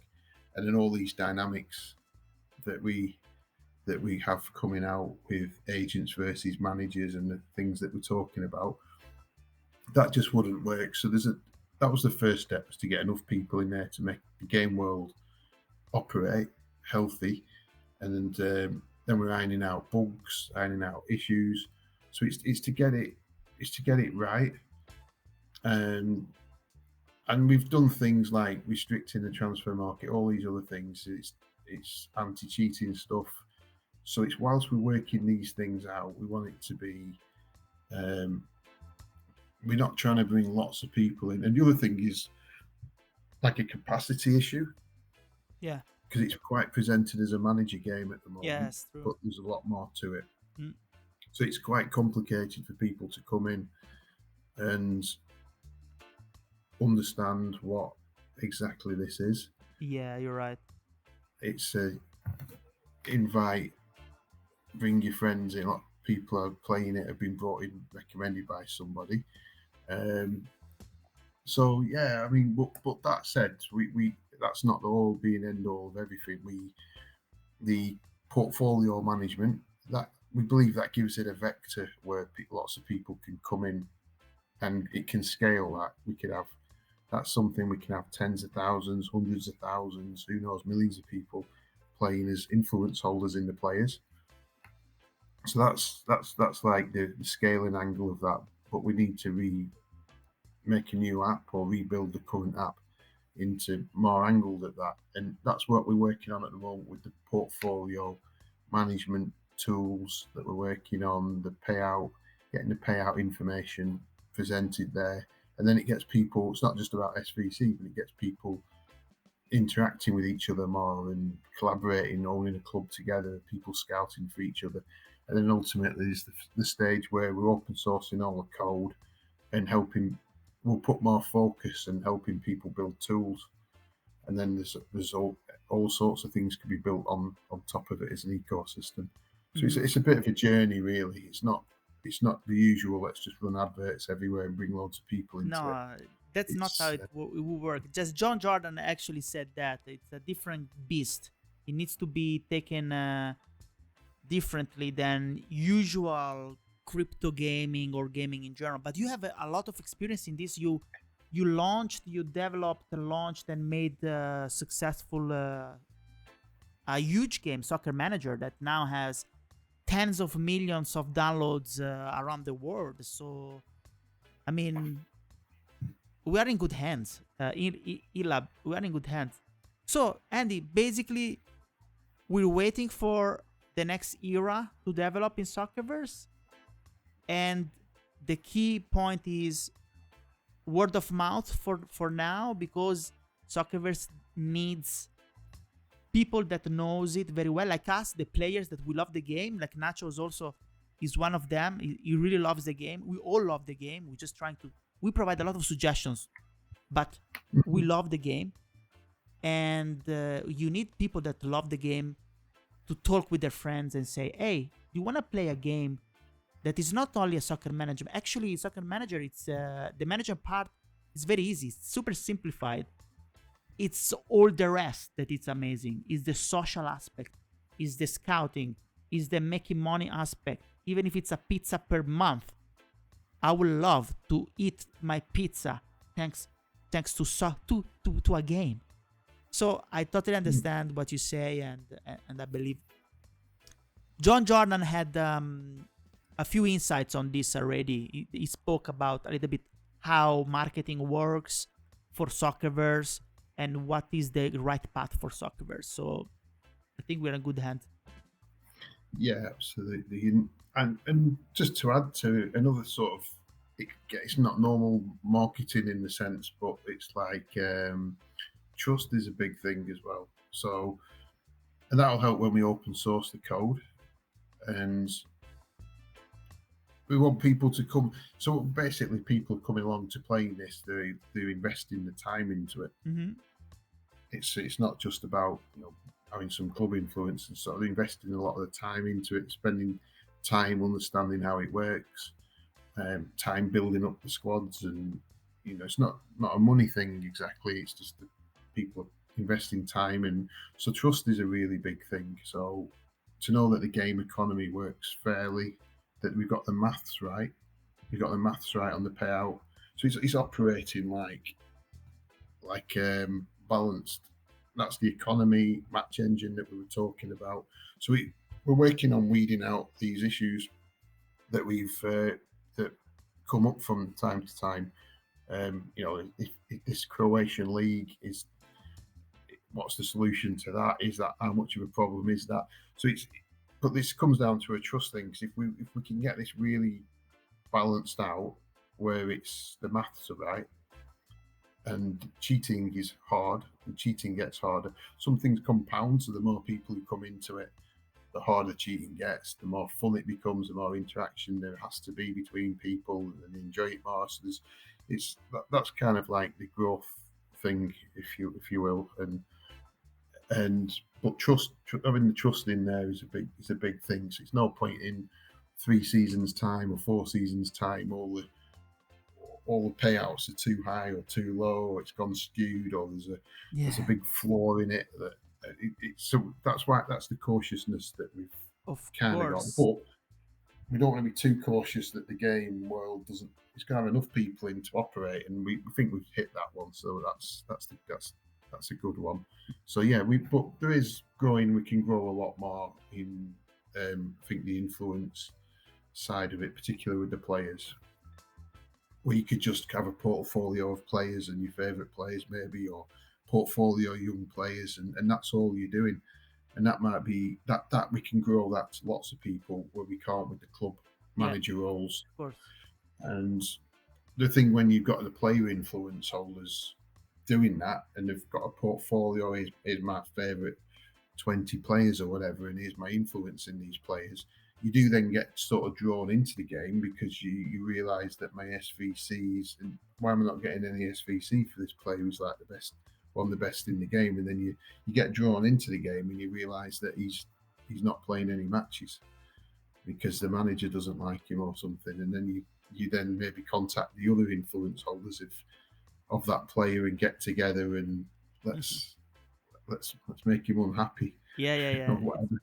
Super social. It's a super social game. Yeah. It's one of the kind. It's something that, like Giorgiana said, it wouldn't be possible without blockchain, and it makes the uniqueness of this game. It's big. Okay, Andy, there are like the other 2 or 3 questions, and then I think, guys, we can let him go. Actually, let's do like a 2 minutes break. What do you think, guys? Like 3 minutes break.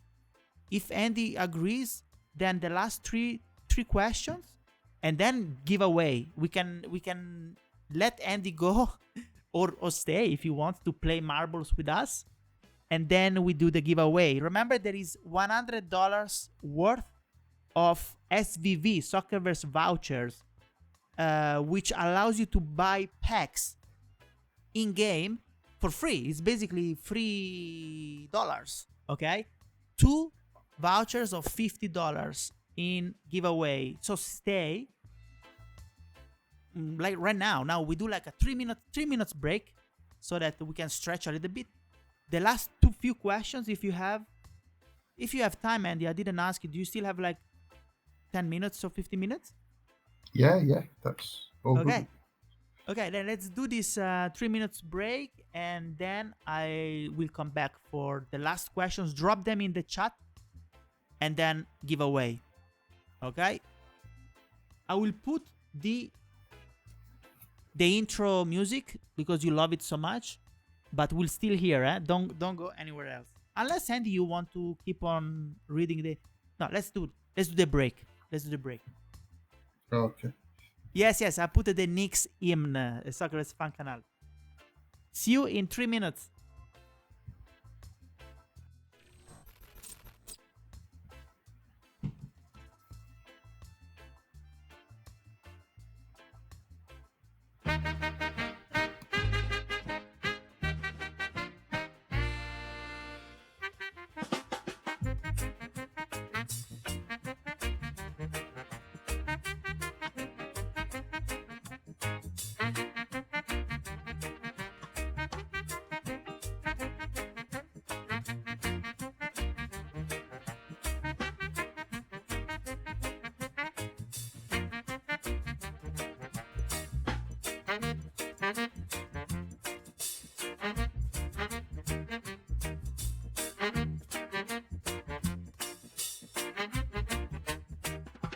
Hey, them viewers, gather round the scene. You know it. Soccerverse is on the block, mighty king. Oh, yeah.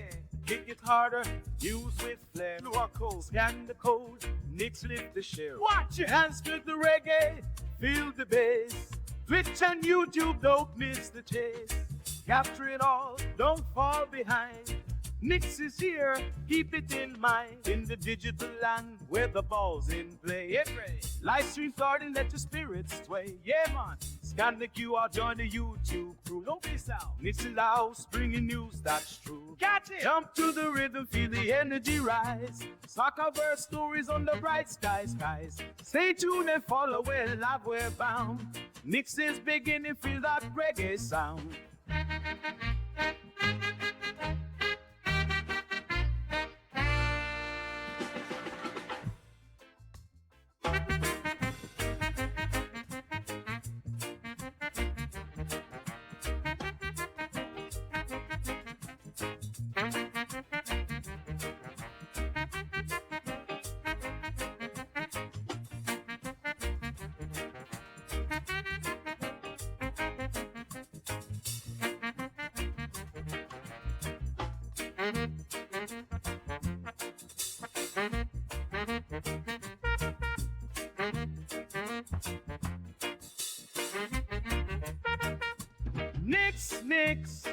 Nickx.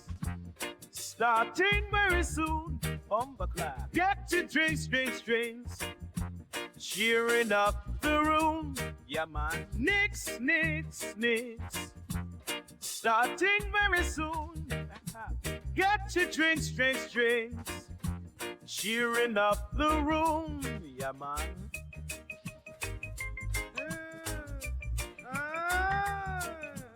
In the virtual sphere where the games reside, I know Nickx is here with the reggae vibe. Why? Yes, scan the QR, follow the links. Catch the Soccerverse, don't think you just click. Oh yeah. Tune in now, the show's about to spark. In the world of soccer, Nickx leaves a mark. Oh, yeah. Let the rhythm flow, feel the passion ignite. With every kick and score, we're taking flight. Get ready. Scan the QR, don't let it fade. Join YouTube, Brucey News Relays. In the reggae groove, catch the latest scene. Nickx, Xaya, and us burning. Young to the red eye, energy rise. Soccerverse stories on the bright skies. Stay tuned and follow where live we're bound. Nickx is beginning to feel that reggae sound.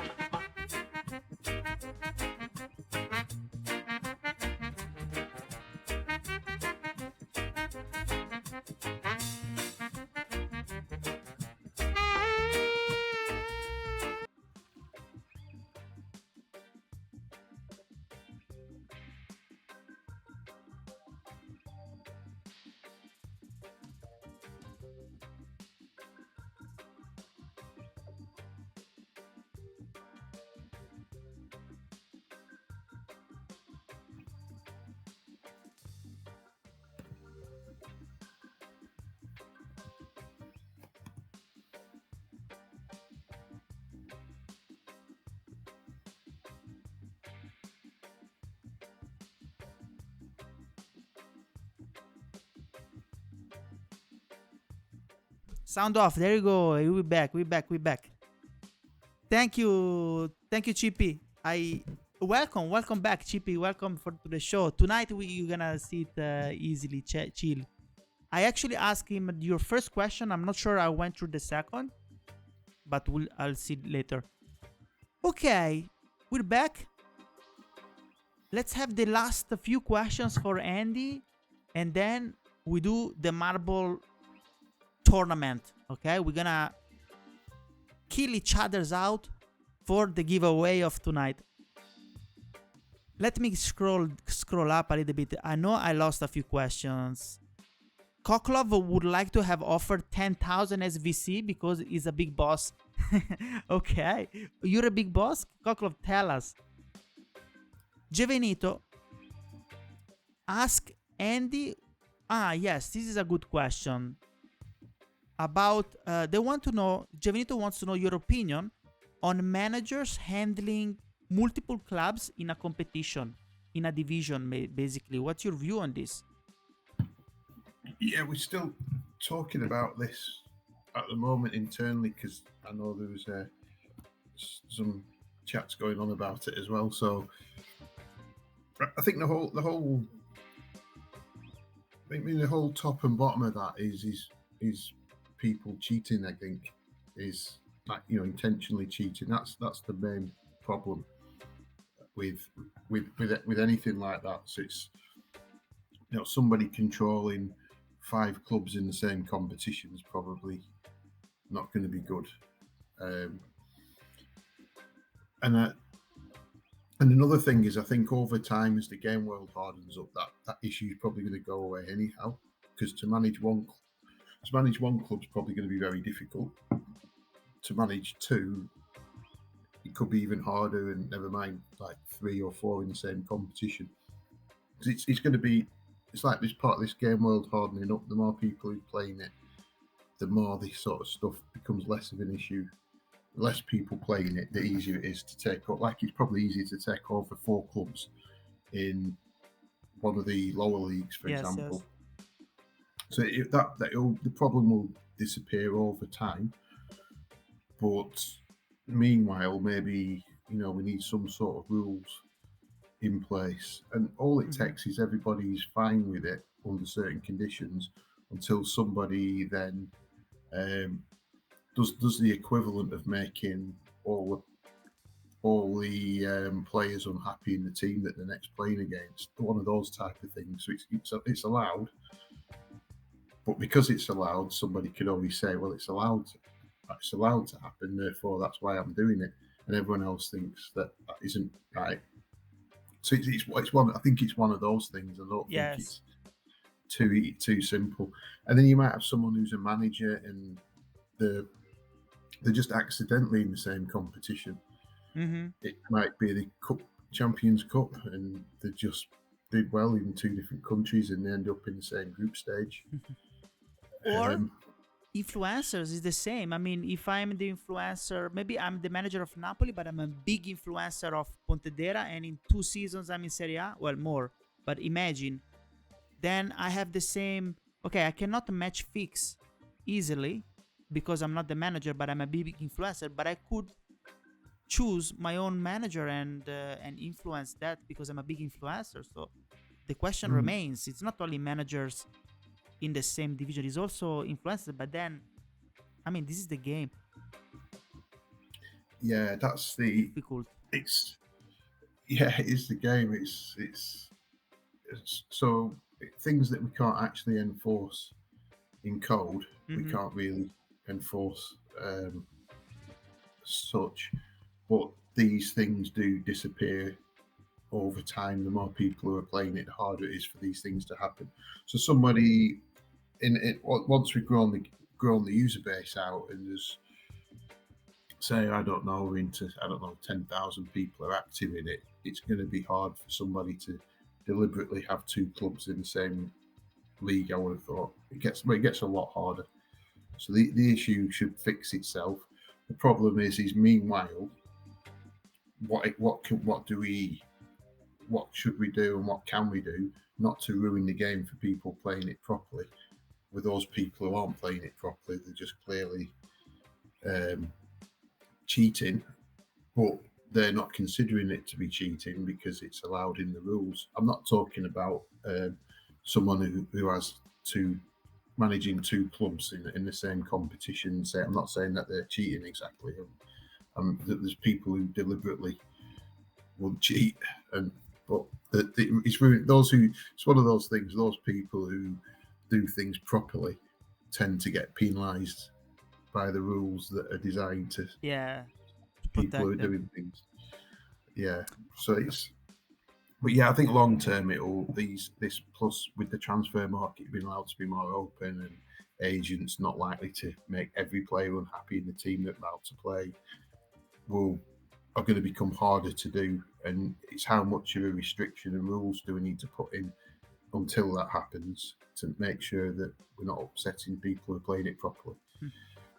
That's the balance. I don't really have a view on it exactly. But it's good. I mean, there will also be some rules very soon added to the front end so that the FA can leverage those rules. I know that they are they're building these rules, and they will be displayed somehow. We don't know when exactly, but this will be more ethical rules to follow. Otherwise, there could be consequences from the FA. And the other question, Clocklove says, is it possible? It's more a request probably to have more stats, in-game stats from the matches. Like for instance, more how many kilometers a player does. It's all simulation, but I don't think the game engine itself goes into moving the players and know the actual movement of the players. But he's asking for more of these statistics so that he can do better charts. Would that be possible?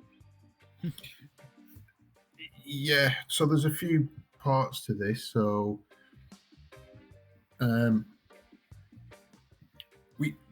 it depends if that information is there just to make it, if we put information coming out like that and it's not actually having an effect on the game, then people might think it is having an effect on the game and they might make decisions based upon it. But if we if we're just displaying things that are more to sort of Uh, play with the imagination, if you will. yes, It's cosmetics. yeah, cosmetics. And so for an example, people might writing up their own match reports and their own news. Mm-hmm. It's people in creating content that's playing with the imaginations, which is all good. And then other people can read it and read match reports and this sort of stuff. And I mean, to take it to an extreme example, say we had a match engine that was a 3D game, and the players were running around, and you can actually watch it for 90 minutes. So that's like an ultimate extreme end of information, if you will, because you would be able to have all the stats because they've done it. The players have run, they've passed, everything would be there because you've actually played it out like a real game. And you can get all the stats from a real game. Mm-hmm. The problem, not only would that take a long time to do, the problem we would sort of have is that if it'd have to be really perfect because people would be watching it and they would be making decisions based on all this stuff. So it starts getting a lot more complicated. So yeah, it depends whether we build. So some things that we could do is we're going to do a player where we've got like one of the old football games where you got the commentary and you can watch it. It's coming up with some suspense. So that's one, and then we can build on that with a score centre down the side. You watch it. So the game's being played, but you don't want to get your results. You just go into here and you can just watch it, and so you can get your suspense there. And so that's just playing out the commentary that we've currently got, for example. And then you could have all your other matches in your league down the side, and the results could be coming in as you're playing it.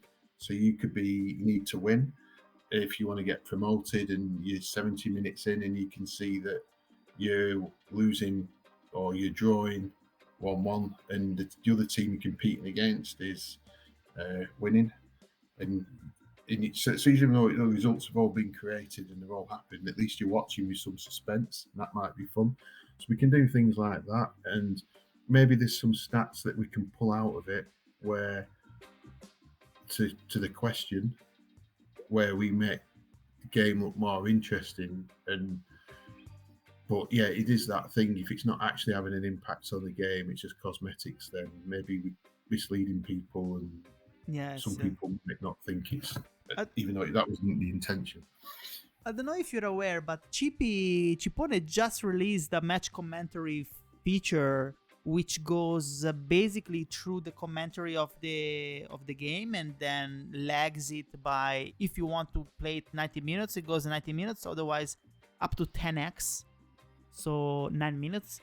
And yes, that's the direction where we're going, because we really love to see, even just the bottle, like Hamburger said, bottle cap visuals. Yes, top down 2D things, that would be a game changer even for entertainment, because imagine if you can see all the games happening in Europe at the same time in a live stream like that. It would be totally different. I already know what I want to do. I want to have a person looking at Spain specifically, one in France, one in Italy, and then jump from country to country. What is going on? Yes, PSG is just draw, blah blah blah. It's gonna be totally different. It's gonna be amazing. So to attach to the features space, Nacho just asked which features are closer to be live, like audio commentary, loans, and I see Europa League in the roadmap. So did you already decide you're gonna add it, Europa League?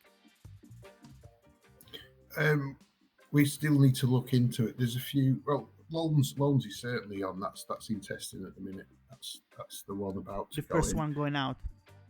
Yeah, audio commentary might be a little bit later. Yeah. But it's possible somebody could even build that, like the API that was just mentioned. Yes. But yeah, so Europa League, a Europa style league, and we're going to look into that. There's some things with that was like how. So it was not too hard with the Cup Winners' Cup, where if who qualifies for what if you're in both leagues, if you won the cup and you won the league, which ones you go in. So that's quite straightforward. The Europa gets a little bit trickier, so it's like if you've got so many spaces for it, there's a little bit more work with that one. But yeah, and then there's the economy thing as well, because every time we add in a tournament, we're adding more SVC that's getting created in the game world, and the inflation. We've just got to keep a little bit of an eye on that. But yeah, we definitely going to have a look at that and consider it and how we can get it in. Cool. Yeah. So loan is the first one going in. Audio maybe later, not in the roadmap. Hopefully some other person like Chipone or Clocklove or someone from the community. And then Europa League is in the plans? Not yet. Not yet. It's another point in the future.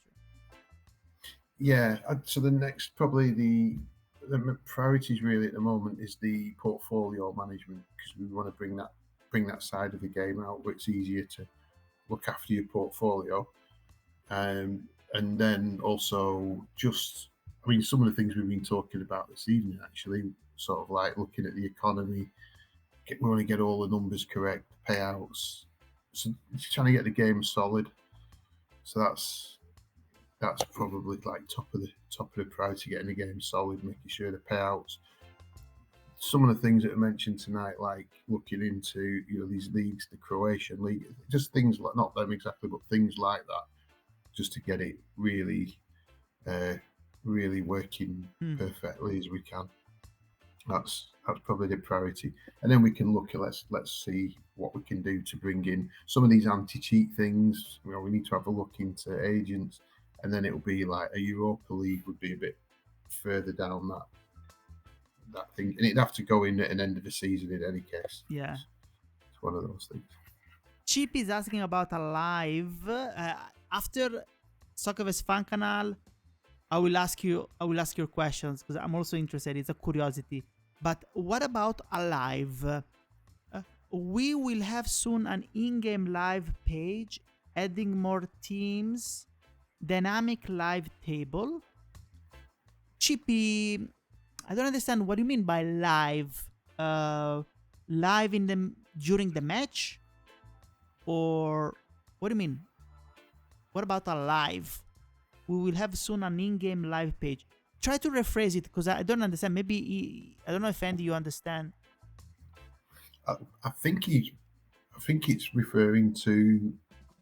So in England we've got Sky Sports, and as you're watching on the match day, you've got like a league table of what it would be if the results stayed as they are. So as you're watching all the results coming in. Bloomberg Terminal, kind of. Sanks referred to Bloomberg Terminal type of thing. Yeah, I think so. He says match, live match. So he's asking live matches where, but right now the games happens instantly, so there is not going to be any live thing. But if the games will be in the future, they will be played over 15 minutes. Then we will have 15 minutes of live. It's not impossible to do that. We can play it in real time over a period of time. So there's quite a bit of work to do to get the match engine working like that. So we could have like a minute play on every block or every few blocks. Yeah. Something along like that. Meanwhile, what we could the same. Sort of the same. I mean, the difference is with that and what we're currently doing is then it raises the question, well, you'd expect the manager to be about, because can he make tactic substitutions live? So you wouldn't have the you could leave your situations in case you didn't want to turn up, but you would also then, the next thing you'd be expected where managers could make tactic changes live watching it. And then I guess the influence holders would expect the manager to turn up and do that. So that would be what that would do. view it. You can sort of view it live, like we were saying earlier. We've got the commentary playing. You just play it a bit slower, and you could flip between different games because the player would know what minute it's up to. So you could jump between different commentaries if you will. So you could go and look at Yes. another match. One of your rivals, come back to your match. Have a rival playing in a window in the top right whilst you play watching your main. So you could just do that with commentary. It's gonna be crazy. Whenever this happens, it flips. In my opinion, Soccerverse is already a great game. It will become huge, in my opinion, whenever this happens. Okay, a question, a curiosity. Nacho is afraid of the economy number. Andy, don't nerf our payouts. I don't know. I don't think it will happen anytime soon. It's not that type of game, Soccerverse. Once it's gone, it's gone. It's fully on chain. It cannot change. It cannot be changed. So it's also easy to plan if you know that some things can never change. But what is going to be your decision? So you play, Andy, right? You have a team in Soccerverse. What if your rivals play defensive? What is your personal? What would you do? How do you set up your formation versus a defensive playstyle? Yeah, I have to re-look into. I think there is no on a tactical thing. I don't think there is one that's better than that counters it, like long ball against counter attack. Mm-hmm. I don't think there is one like that with defensive. I So I don't think think it's so. just, yeah. No, I don't. How it's meant to be is how it's wrote in the user guide. Where normal is pretty balanced, and defensive it's just you score less, but you let less in. So you could do a tactical. If you score more than one goal and there's 80 minutes left, then go more defensive. That's I'm not. Well, we're going to have a good look into this defensive thing. I'm not sure somebody is. It seems to be if lots of people are saying it, then it's quite likely that is the case. But we'll definitely have a good look into it. I'm not sure what I would do personally. Let me see. Well, maybe another time. But I went through all the matches of season 1, and I looked at the tactics. I tell you what I've done. Instead of only looking at the initial playstyle like defensive, attacking, etc., I segmented each individual game of all the top 10 leagues in season 1 in 2 segments. So, for instance, if Napoli was playing versus Milan from the 0 minutes up to the 54, I was playing counter-attacking and it was playing defensive. Okay, I will take that segment and then see how many goals have been scored. And then if Milan changes the tactic, that becomes another segment. It becomes, counter-attacking versus defensive. And I see how many goals are scored and blah, blah, blah. And I've done all of these analyses across all season 1 matches. And I found that the defensive, now I can't remember. I don't have the data, the tables here, but I can provide it to you. The defensive was weak versus passing, I think. Passing, I believe. But you could really see on the graphic that it was very difficult with all of the others. It's not like counter-attacking versus long ball, which there is a peak, and you say, long ball works good versus counter-attacking. In defensive, nothing works good. Just a slightly better passing, but it's it's even randomness, and then it's all confused. There are different formations, there are different ratings, there are different etc. etc. So it's just an overall view on trends. It cannot be. It's not deterministic at all. Yeah, I think we're gonna have to have a good look into seeing if we can find anything like that. It could well be the case.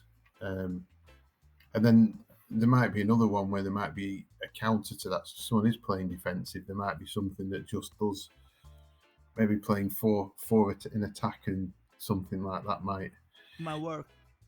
might work. I don't want to Yeah, try I it. don't know. You try it and let us know, okay, Andy? Just try it and then That's it. call me. Oh yes, it worked. Oh no, it didn't work. I lost 20-0.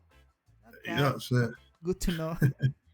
Lost 20-0 against the team playing defensive. Someone has to do it, right? Nobody wants to do it. I always ask my community to do it and then let me know because I'm an ass. I say, oh, time no day. Why don't you try it and then let us know? Nobody does it. No, it's okay. Okay, guys, I think we're done. I mean, it's getting late in UK and even in the rest of Europe. So there are other passes, defensive. Ah, there you go. Thank you, Kokolov. 43% win in high division. Yes, you should have the same data as me, basically. Chipone is asking national teams. Last question. Okay, last question because otherwise it's getting late. Last question for Andy is national teams. When, if there is... Yeah, it's... I think we've not got any definite plans to do that, but I've just got a feeling it's one of those things that will go in at some point because it just seems natural. That's kind of what I think. We did this with Soccer Manager Worlds. It started off the game worlds like this one is, and then eventually people ask for certain things, and international management is one that works in. It's the thing. I think the bigger question with the biggest issue with that might be, does it fit in with the game economy or not? I mean, it doesn't have to. It could just be a thing for a bit more fun. That maybe you can't even appoint yourself as a manager. It's invite only. So Italy might look in the Italian leagues and see who's doing the best, and if they will become the manager of Italy. And maybe there's a SVC payout that's the same as the club, but you've got to leave your club, or maybe you can manage the club and the national team at the same time. And if there's certain expectations of it, I think it'd be something like that because there won't be any. It's not like a club where there'd be gate receipts and TV money. It could just be the national team is something for fun and it's invite only. So the managers that are doing well, it might be like the best managers. A little perk for the best managers who are doing well in the league get invited. Yeah, that would be great. Like, but not really thought it through. Not even in the plan, in the roadmap. Maybe season 3 or 4. Yeah, it'd be something like that. It's going to be one that people are going to keep asking for it, I think, and it might eventually get in. Okay, guys, I think we can move into giveaway time and see. We have some discussions about long ball, bit defensive. How do we get more people to dump more SVC cheaper? That's a nice question. Renegade, I don't know. Hamburglar, league winner manage a national team. Yes, that would make sense. The league winner would manage the national team. Okay, if Italy wins 1000 SVC for all the Italian manager, amazing. Yeah, that would be crazy. 1000. Okay, big bosses, I think we can say a lot, unless Andy wants to stay for the giveaway, but we can thank everyone. Let's thank Andy for his availability. Andy, thank you a lot for being here. Second time.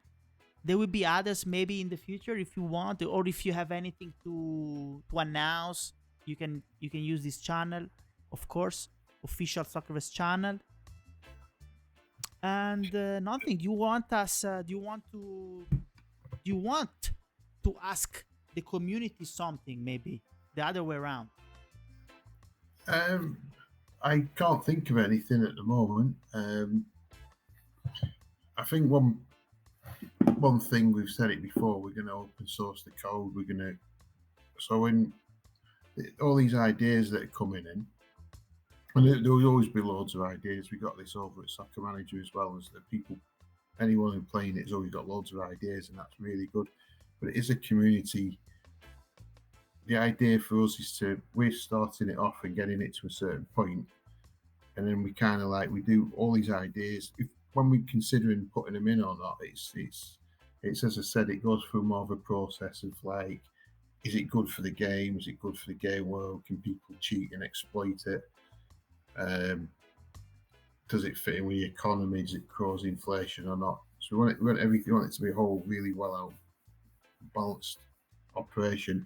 But it is a community. The idea is to pass the game to the community. So the code's all open source. Everything's transparent. Big boss. And that's so. Yeah, I don't really have any questions, but that's more of what we get into, and then we can spend our time helping people build tools on top of it. So whatever that may be, we could help. Our efforts and attention is helping people building on top of it.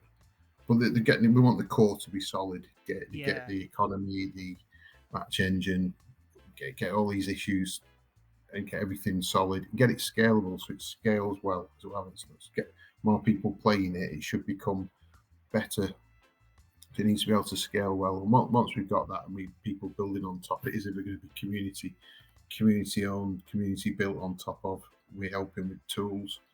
So that's look, from a community perspective, is doing amazing. We are growing every day, and I can tell you, even by my own numbers, today we were 40. At the peak we reached, I think, 44 or 45 people, and we are now 42. And it's very late. It's a Wednesday night, and we are here. A lot of people is here listening to you. 252 followers, only Soccerverse, only organic, nothing crazy. So the community is growing and it's very solid. They're very active, and so this is just a feedback from the roots to you, the CEO. It's really, and people love the game. I mean, everyone loves the game, and they're very passionate because, as you can see, a lot of people not only ask questions but also provide suggestions to you. I think it's amazing. I think very good time ahead of us. Just looking forward. Just keep on playing. Let's have more discussions in the future, but overall, people loves you, etc., etc. Okay. Andy, thank you so much again. Okay. I'll talk to you maybe another time for another catch up. Otherwise, good night. And we go into marbles battling mode. Okay, thanks, Nick. No, thank you. See you next time. Ciao, Andy. Ciao. Nice Bye. to see you. Bye-bye.